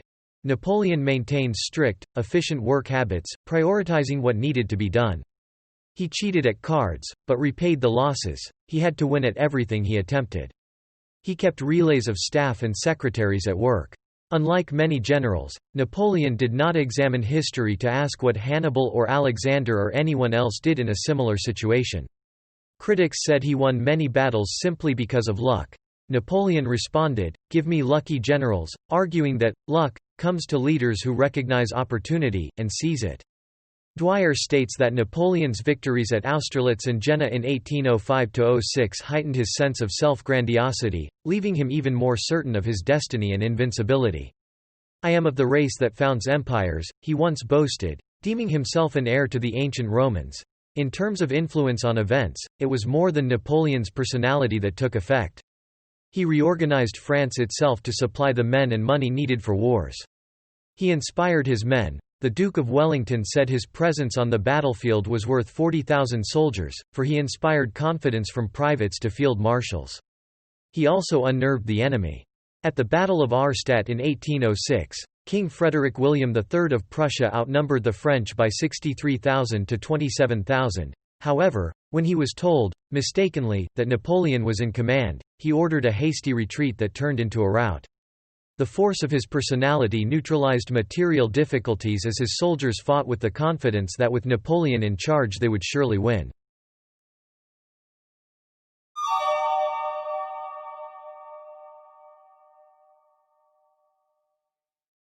Image. Napoleon has become a worldwide cultural icon who symbolizes military genius and political power. Martin van Creveld described him as the most competent human being who ever lived. Since his death, many towns, streets, ships, and even cartoon characters have been named after him. He has been portrayed in hundreds of films and discussed in hundreds of thousands of books and articles. When met in person, many of his contemporaries were surprised by his apparently unremarkable physical appearance in contrast to his significant deeds and reputation, especially in his youth, when he was consistently described as small and thin. Joseph Farrington, who observed Napoleon personally in 1802, commented that, "Samuel Rogers stood a little way from me and seemed to be disappointed in the look of Napoleon's countenance face and said it was that of a little Italian." Farrington said Napoleon's eyes were lighter, and more of a grey, than I should have expected from his complexion, that his person is below middle size, and that his general aspect was milder than I had before thought it. A personal friend of Napoleon's said that when he first met him in Brienne-le-Château as a young man, Napoleon was only notable for the dark color of his complexion, for his piercing and scrutinizing glance, and for the style of his conversation. He also said that Napoleon was personally a serious and somber man. His conversation bore the appearance of ill humor, and he was certainly not very amiable. Johann Ludwig Wurtemberger, who accompanied Napoleon from Camp Fournier in 1797 and on the Swiss campaign of 1798, noted that Bonaparte was rather slight and emaciated-looking. His face, too, was very thin, with a dark complexion. His black, unpowdered hair hung down evenly over both shoulders, but that, despite his slight and unkempt appearance, his looks and expression were earnest and powerful. Denis Davidov met him personally and considered him remarkably average in appearance. His face was slightly swarthy, with regular features. His nose was not very large, but straight, with a slight, hardly noticeable bend. The hair on his head was dark reddish blonde. His eyebrows and eyelashes were much darker than the color of his hair. and his blue eyes, set off by the almost black lashes, gave him a most pleasing expression. The man I saw was of short stature, just over 5 feet tall, rather heavy although he was only 37 years old. During the Napoleonic Wars he was taken seriously by the British press as a dangerous tyrant, poised to invade. Napoleon was mocked in British newspapers as a short-tempered small man, and he was nicknamed, Little Boney in a strong fit. A nursery rhyme warned children that Bonaparte ravenously ate naughty people, the boogeyman. At 1.57 meters, he was the height of an average French male but short for an aristocrat or officer. It is possible he was taller at 1.70 meters due to the difference in the French measurement of inches. Some historians believe that the reason for the mistake about his size at death came from use of an obsolete Old French yardstick. Napoleon was a champion of the metric system and had no use for the old yardsticks. It is more likely that he was 1.57 meters, the height he was measured at on St. Helena, since he would have most likely been measured with an English yardstick rather than a yardstick of the Old French regime. Napoleon surrounded himself with tall bodyguards and was affectionately nicknamed Le Petit Caporal, reflecting his reported camaraderie with his soldiers rather than his height. When he became first consul and later emperor, Napoleon eschewed his general's uniform and habitually wore the green colonel uniform of a colonel of the Chasseurs et Cheval of the Imperial Guard, the regiment that served as his personal escort many times, with a large bicorn. He also habitually wore the blue uniform of a colonel of the Imperial Guard Foot Grenadier. He also wore his Légion d'honneur star, medal and ribbon, and the Order of the Iron Crown decorations, white French-style culottes and white stockings. This was in contrast to the complex uniforms with many decorations of his marshals and those around him. In his later years he gained quite a bit of weight and had a complexion considered pale or sallow, something contemporaries took note of. Novelist Paul de Kock, who saw him in 1811 on the balcony of the Tuileries, called Napoleon yellow, obese, and bloated. A British captain who met him in 1815 stated, "I felt very much disappointed, as I believe everyone else did, in his appearance. He is fat, rather what we call pot-bellied, and although his leg is well-shaped, it is rather clumsy. He is very sallow, with light grey eyes, and rather thin, greasy-looking brown hair, and altogether a very nasty, priest-like looking fellow." The stock character of Napoleon is a comically short, petty tyrant, and this has become a cliché in popular culture. He is often portrayed wearing a large bicorn hat with a hand in waistcoat gesture, a reference to the painting produced in 1812 by Jacques-Louis David. In 1908 Alfred Adler, a psychologist, cited Napoleon to describe an inferiority complex in which short people adopt an over-aggressive behavior to compensate for lack of height. This inspired the term Napoleon complex.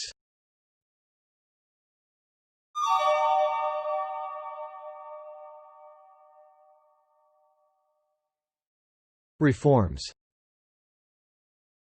Napoleon instituted various reforms, such as higher education, a tax code, road and sewer systems, and established the Banque de France, the first central bank in French history.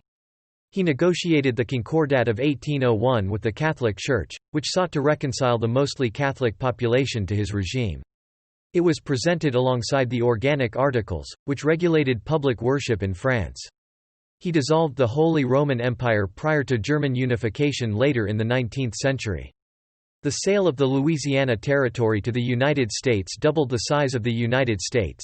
In May 1802, he instituted the Legion of Honor, a substitute for the old Royalist decorations and orders of chivalry, to encourage civilian and military achievements. The order is still the highest decoration in France.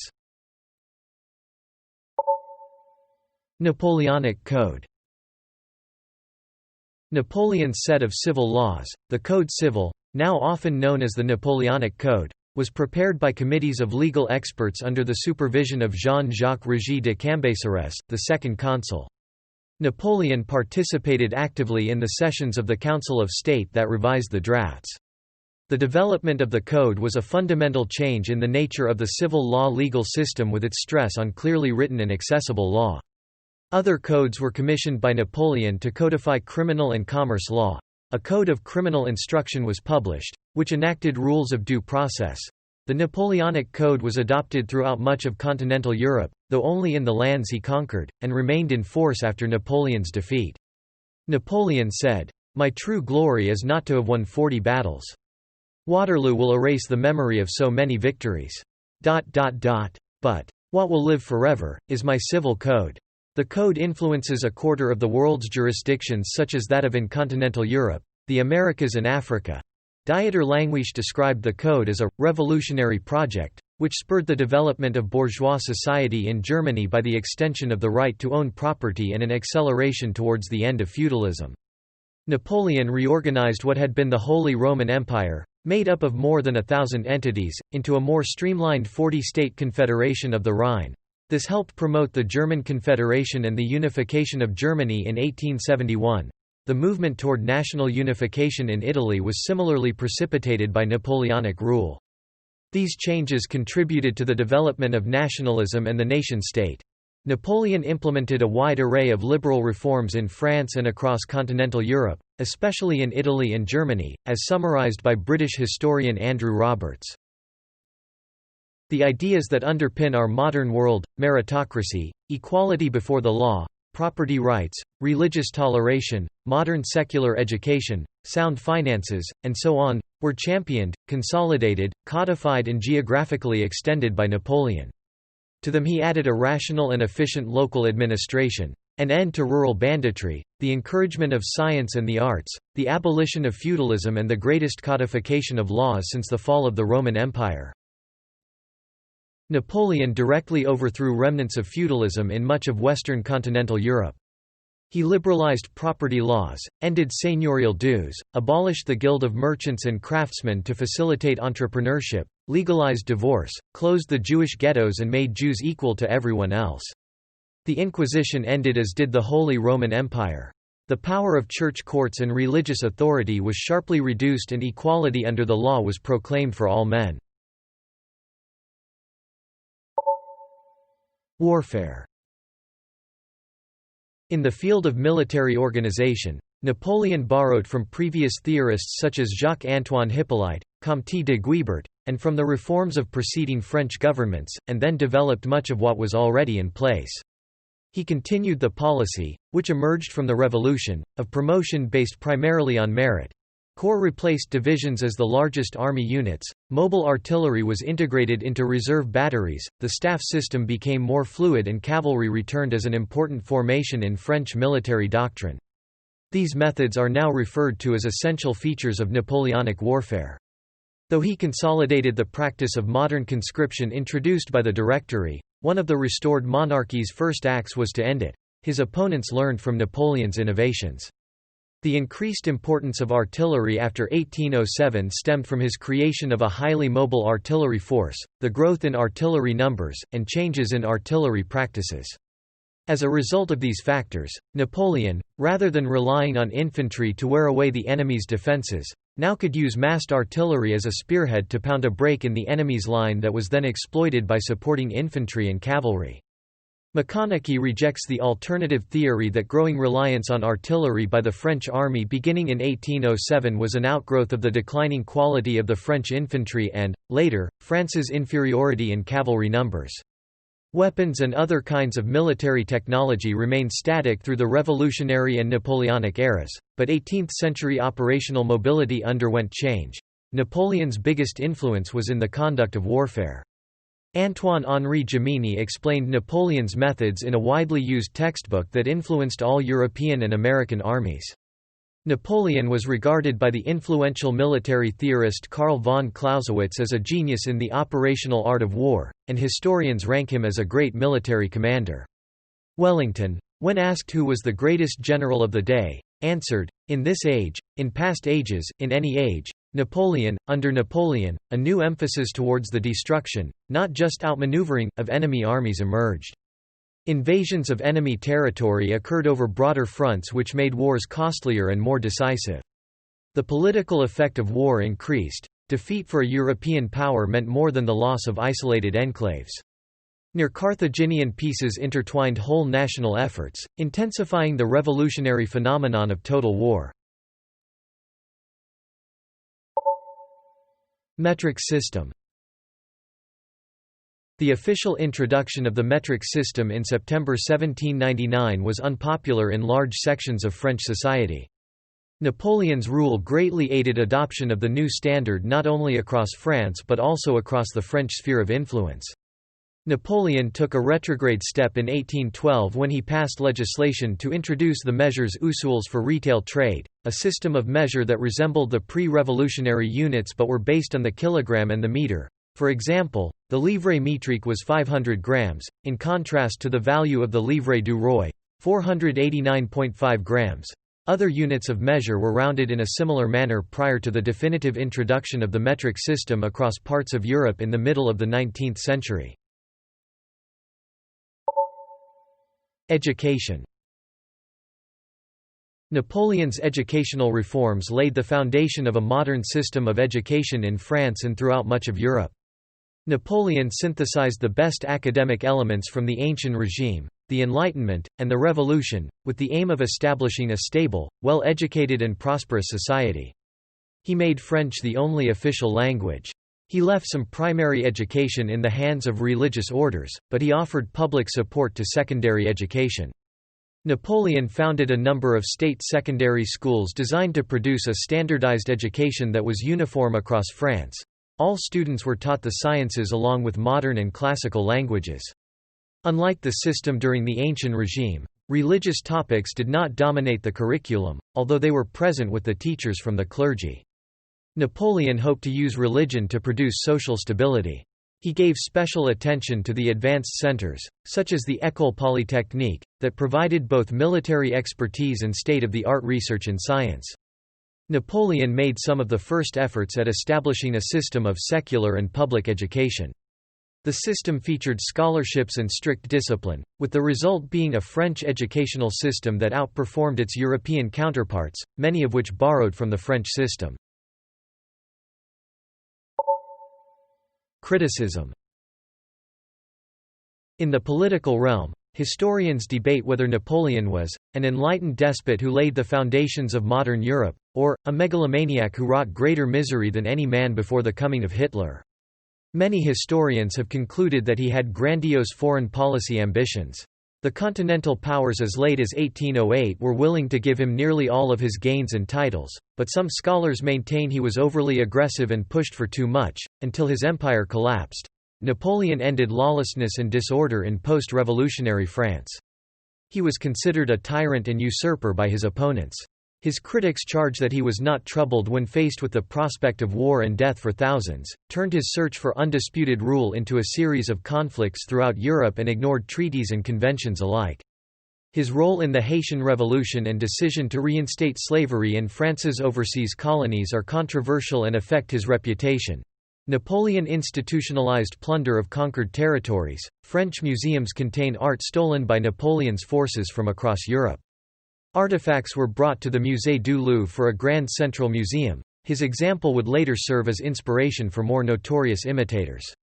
He was compared to Adolf Hitler by the historian Peter Gale in 1947, and Claude Rib in 2005. David G. Chandler, a historian of Napoleonic warfare, wrote in 1973 that, "Nothing could be more degrading to the former Napoleon, and more flattering to the latter Hitler." The comparison is odious. On the whole, Napoleon was inspired by a noble dream, wholly dissimilar from Hitler's. Napoleon left great and lasting testimonies to his genius, in codes of law and national identities which survive to the present day. Adolf Hitler left nothing but destruction. Critics argue Napoleon's true legacy must reflect the loss of status for France and needless deaths brought by his rule. Historian Victor Davis Hanson writes, "After all, the military record is unquestioned. 17 years of wars, perhaps 6 million Europeans dead, France bankrupt, her overseas colonies lost."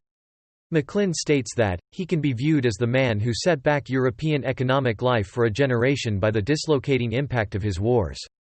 Vincent Cronin replies that such criticism relies on the flawed premise that Napoleon was responsible for the wars which bear his name, when in fact France was the victim of a series of coalitions which aimed to destroy the ideals of the revolution. British military historian Corelli Barnett calls him a social misfit, who exploited France for his personal megalomaniac goals. He says Napoleon's reputation is exaggerated. French scholar Jean Toulard provided an influential account of his image as a savior. Louis Bergeron has praised the numerous changes he made to French society, especially regarding the law as well as education. His greatest failure was the Russian invasion. Many historians have blamed Napoleon's poor planning, but Russian scholars instead emphasize the Russian response, noting the notorious winter weather was just as hard on the defenders. The large and growing historiography in French, English, Russian, Spanish and other languages has been summarized and evaluated by numerous scholars. Propaganda and memory. Napoleon's use of propaganda contributed to his rise to power, legitimated his regime, and established his image for posterity. Strict censorship, controlling aspects of the press, books, theatre, and art were part of his propaganda scheme, aimed at portraying him as bringing desperately wanted peace and stability to France. The propagandistic rhetoric changed in relation to events and to the atmosphere of Napoleon's reign, focusing first on his role as a general in the army and identification as a soldier, and moving to his role as emperor and a civil leader.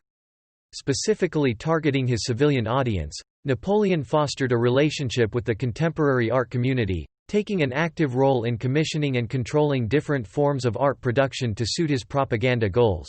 In England, Russia and across Europe, though not in France, Napoleon was a popular topic of caricature. Hazari Singh explores how Napoleon's image and memory are best understood. They played a key role in collective political defiance of the Bourbon Restoration monarchy in 1815 to 1830. People from different walks of life and areas of France, particularly Napoleonic veterans, drew on the Napoleonic legacy and its connections with the ideals of the 1789 revolution. Widespread rumors of Napoleon's return from St. Helena and Napoleon as an inspiration for patriotism, individual and collective liberties, and political mobilization manifested themselves in seditious materials, displaying the tricolour and rosettes.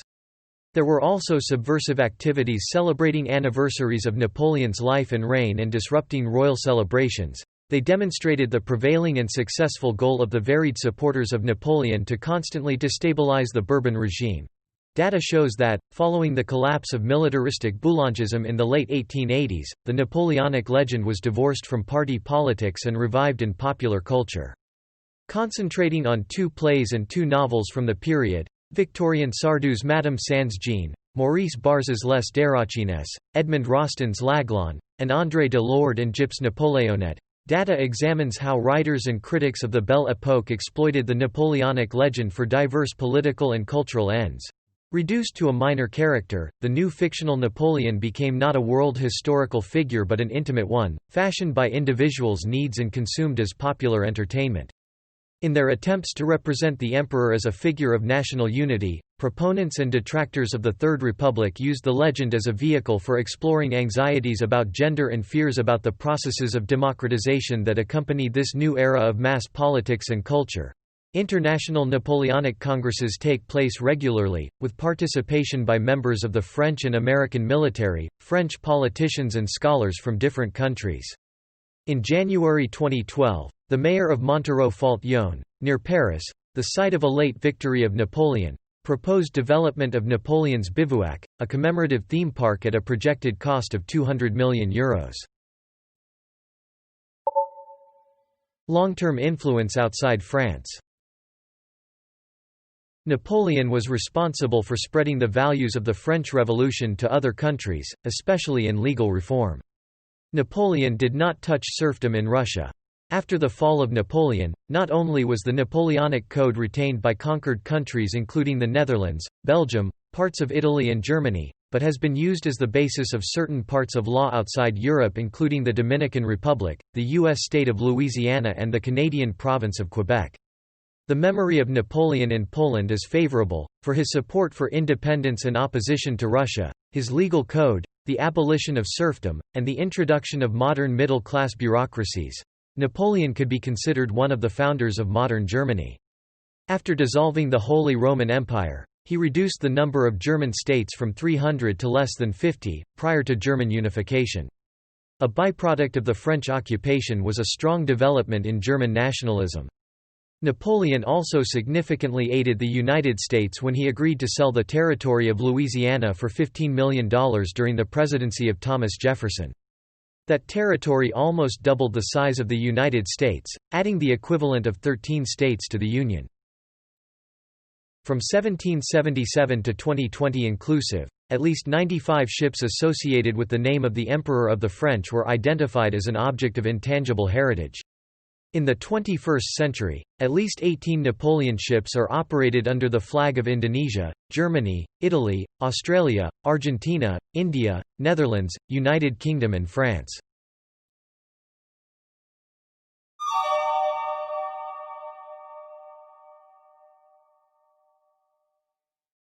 Marriages and children.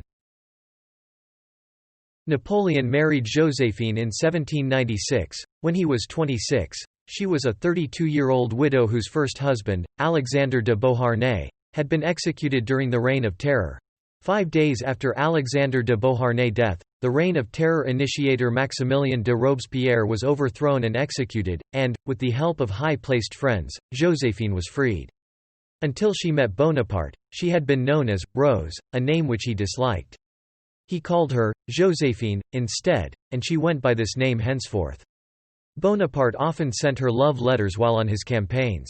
He formally adopted her son Eugene and second cousin Stéphanie and arranged dynastic marriages for them. Joséphine had her daughter Hortense marry Napoleon's brother Louis. Joséphine had lovers, such as Lieutenant Hippolyte Charles, during Napoleon's Italian campaign. Napoleon learnt of that affair and a letter he wrote about it was intercepted by the British and published widely, to embarrass Napoleon. Napoleon had his own affairs too. During the Egyptian campaign he took Pauline Belle-Île-Fors, the wife of a junior officer, as his mistress. She became known as Cleopatra. While Napoleon's mistresses had children by him, Joséphine did not produce an heir, possibly because of either the stresses of her imprisonment during the Reign of Terror or an abortion she may have had in her 20s. Napoleon chose divorce so he could remarry in search of an heir. Despite his divorce from Joséphine, Napoleon showed his dedication to her for the rest of his life. When he heard the news of her death while on exile in Elba, he locked himself in his room and would not come out for 2 full days. Her name would also be his final word on his deathbed in 1821. On the 11th of March 1810 by proxy, he married the 19-year-old Marie-Louise, Archduchess of Austria, and a great-niece of Marie Antoinette. Thus he had married into a German royal and imperial family. Louise was less than happy with the arrangement, at least at first, stating, "Just to see the man would be the worst form of torture." Her great-aunt had been executed in France, while Napoleon had fought numerous campaigns against Austria all throughout his military career. However, she seemed to warm up to him over time. After her wedding, she wrote to her father, "He loves me very much. I respond to his love sincerely. There is something very fetching and very eager about him that is impossible to resist." Napoleon and Marie-Louise remained married until his death, though she did not join him in exile on Elba and thereafter never saw her husband again. The couple had one child, Napoleon Francis Joseph Charles, known from birth as the King of Rome. He became Napoleon II in 1814 and reigned for only 2 weeks. He was awarded the title of the Duke of Reichstadt in 1818 and died of tuberculosis aged 21, with no children. Napoleon acknowledged one illegitimate son, Charles Léon by Éléonore de Noël de la Plaine. Alexander Kolona-Walewski, the son of his mistress Maria Walewska, although acknowledged by Walewska's husband, was also widely known to be his child, and the DNA of his direct male descendant has been used to help confirm Napoleon's Y chromosome haplotype. He may have had further unacknowledged illegitimate offspring as well, such as Eugen Megerle von Mühlfeld by Emily Victoria Krauss and Hélène Napoléon Bonaparte by Albine de Montholon. Historiography and memory. Broadly, Alexander Meyrick. Napoleon in Caricature 1795–1821. John Lane, 1911 Caricature. Dwyer, Philip G. Napoleon Bonaparte as Hero and Savior. Image, Rhetoric and Behavior in the Construction of a Legend. French History. 18, 379–403. doi. 10.1093 fh 18.4.379. Dwyer, Philip. Remembering and Forgetting in Contemporary France, Napoleon, Slavery, and the French History Wars. French Politics, Culture and Society. 26, 110–22. doi 10.3167, fpcs.2008.260306.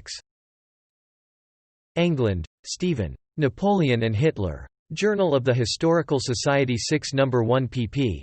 151–69. Gale, Peter 1947. Napoleon for and Against. Penguin Books. Hansen, Victor Davis. The Claremont Institute, The Little Tyrant, A Review of Napoleon, A Penguin Life. The Claremont Institute. Hazari Singh, Sadir. The Legend of Napoleon. Excerpt and text search. Hazari Singh, Sadir. Memory and Political Imagination. The Legend of Napoleon Revisited, French History 18 No. 4 pp. 463–83. Hazari Singh, Sadir. Napoleonic Memory in 19th-Century France, The Making of a Liberal Legend. MLN. 120, 747–73. doi 10.1353, MLN.2005.0119. S2 CID 154508777. Thanks for listening to Wiki on Tape. I hope you drop by again sometime. Goodbye.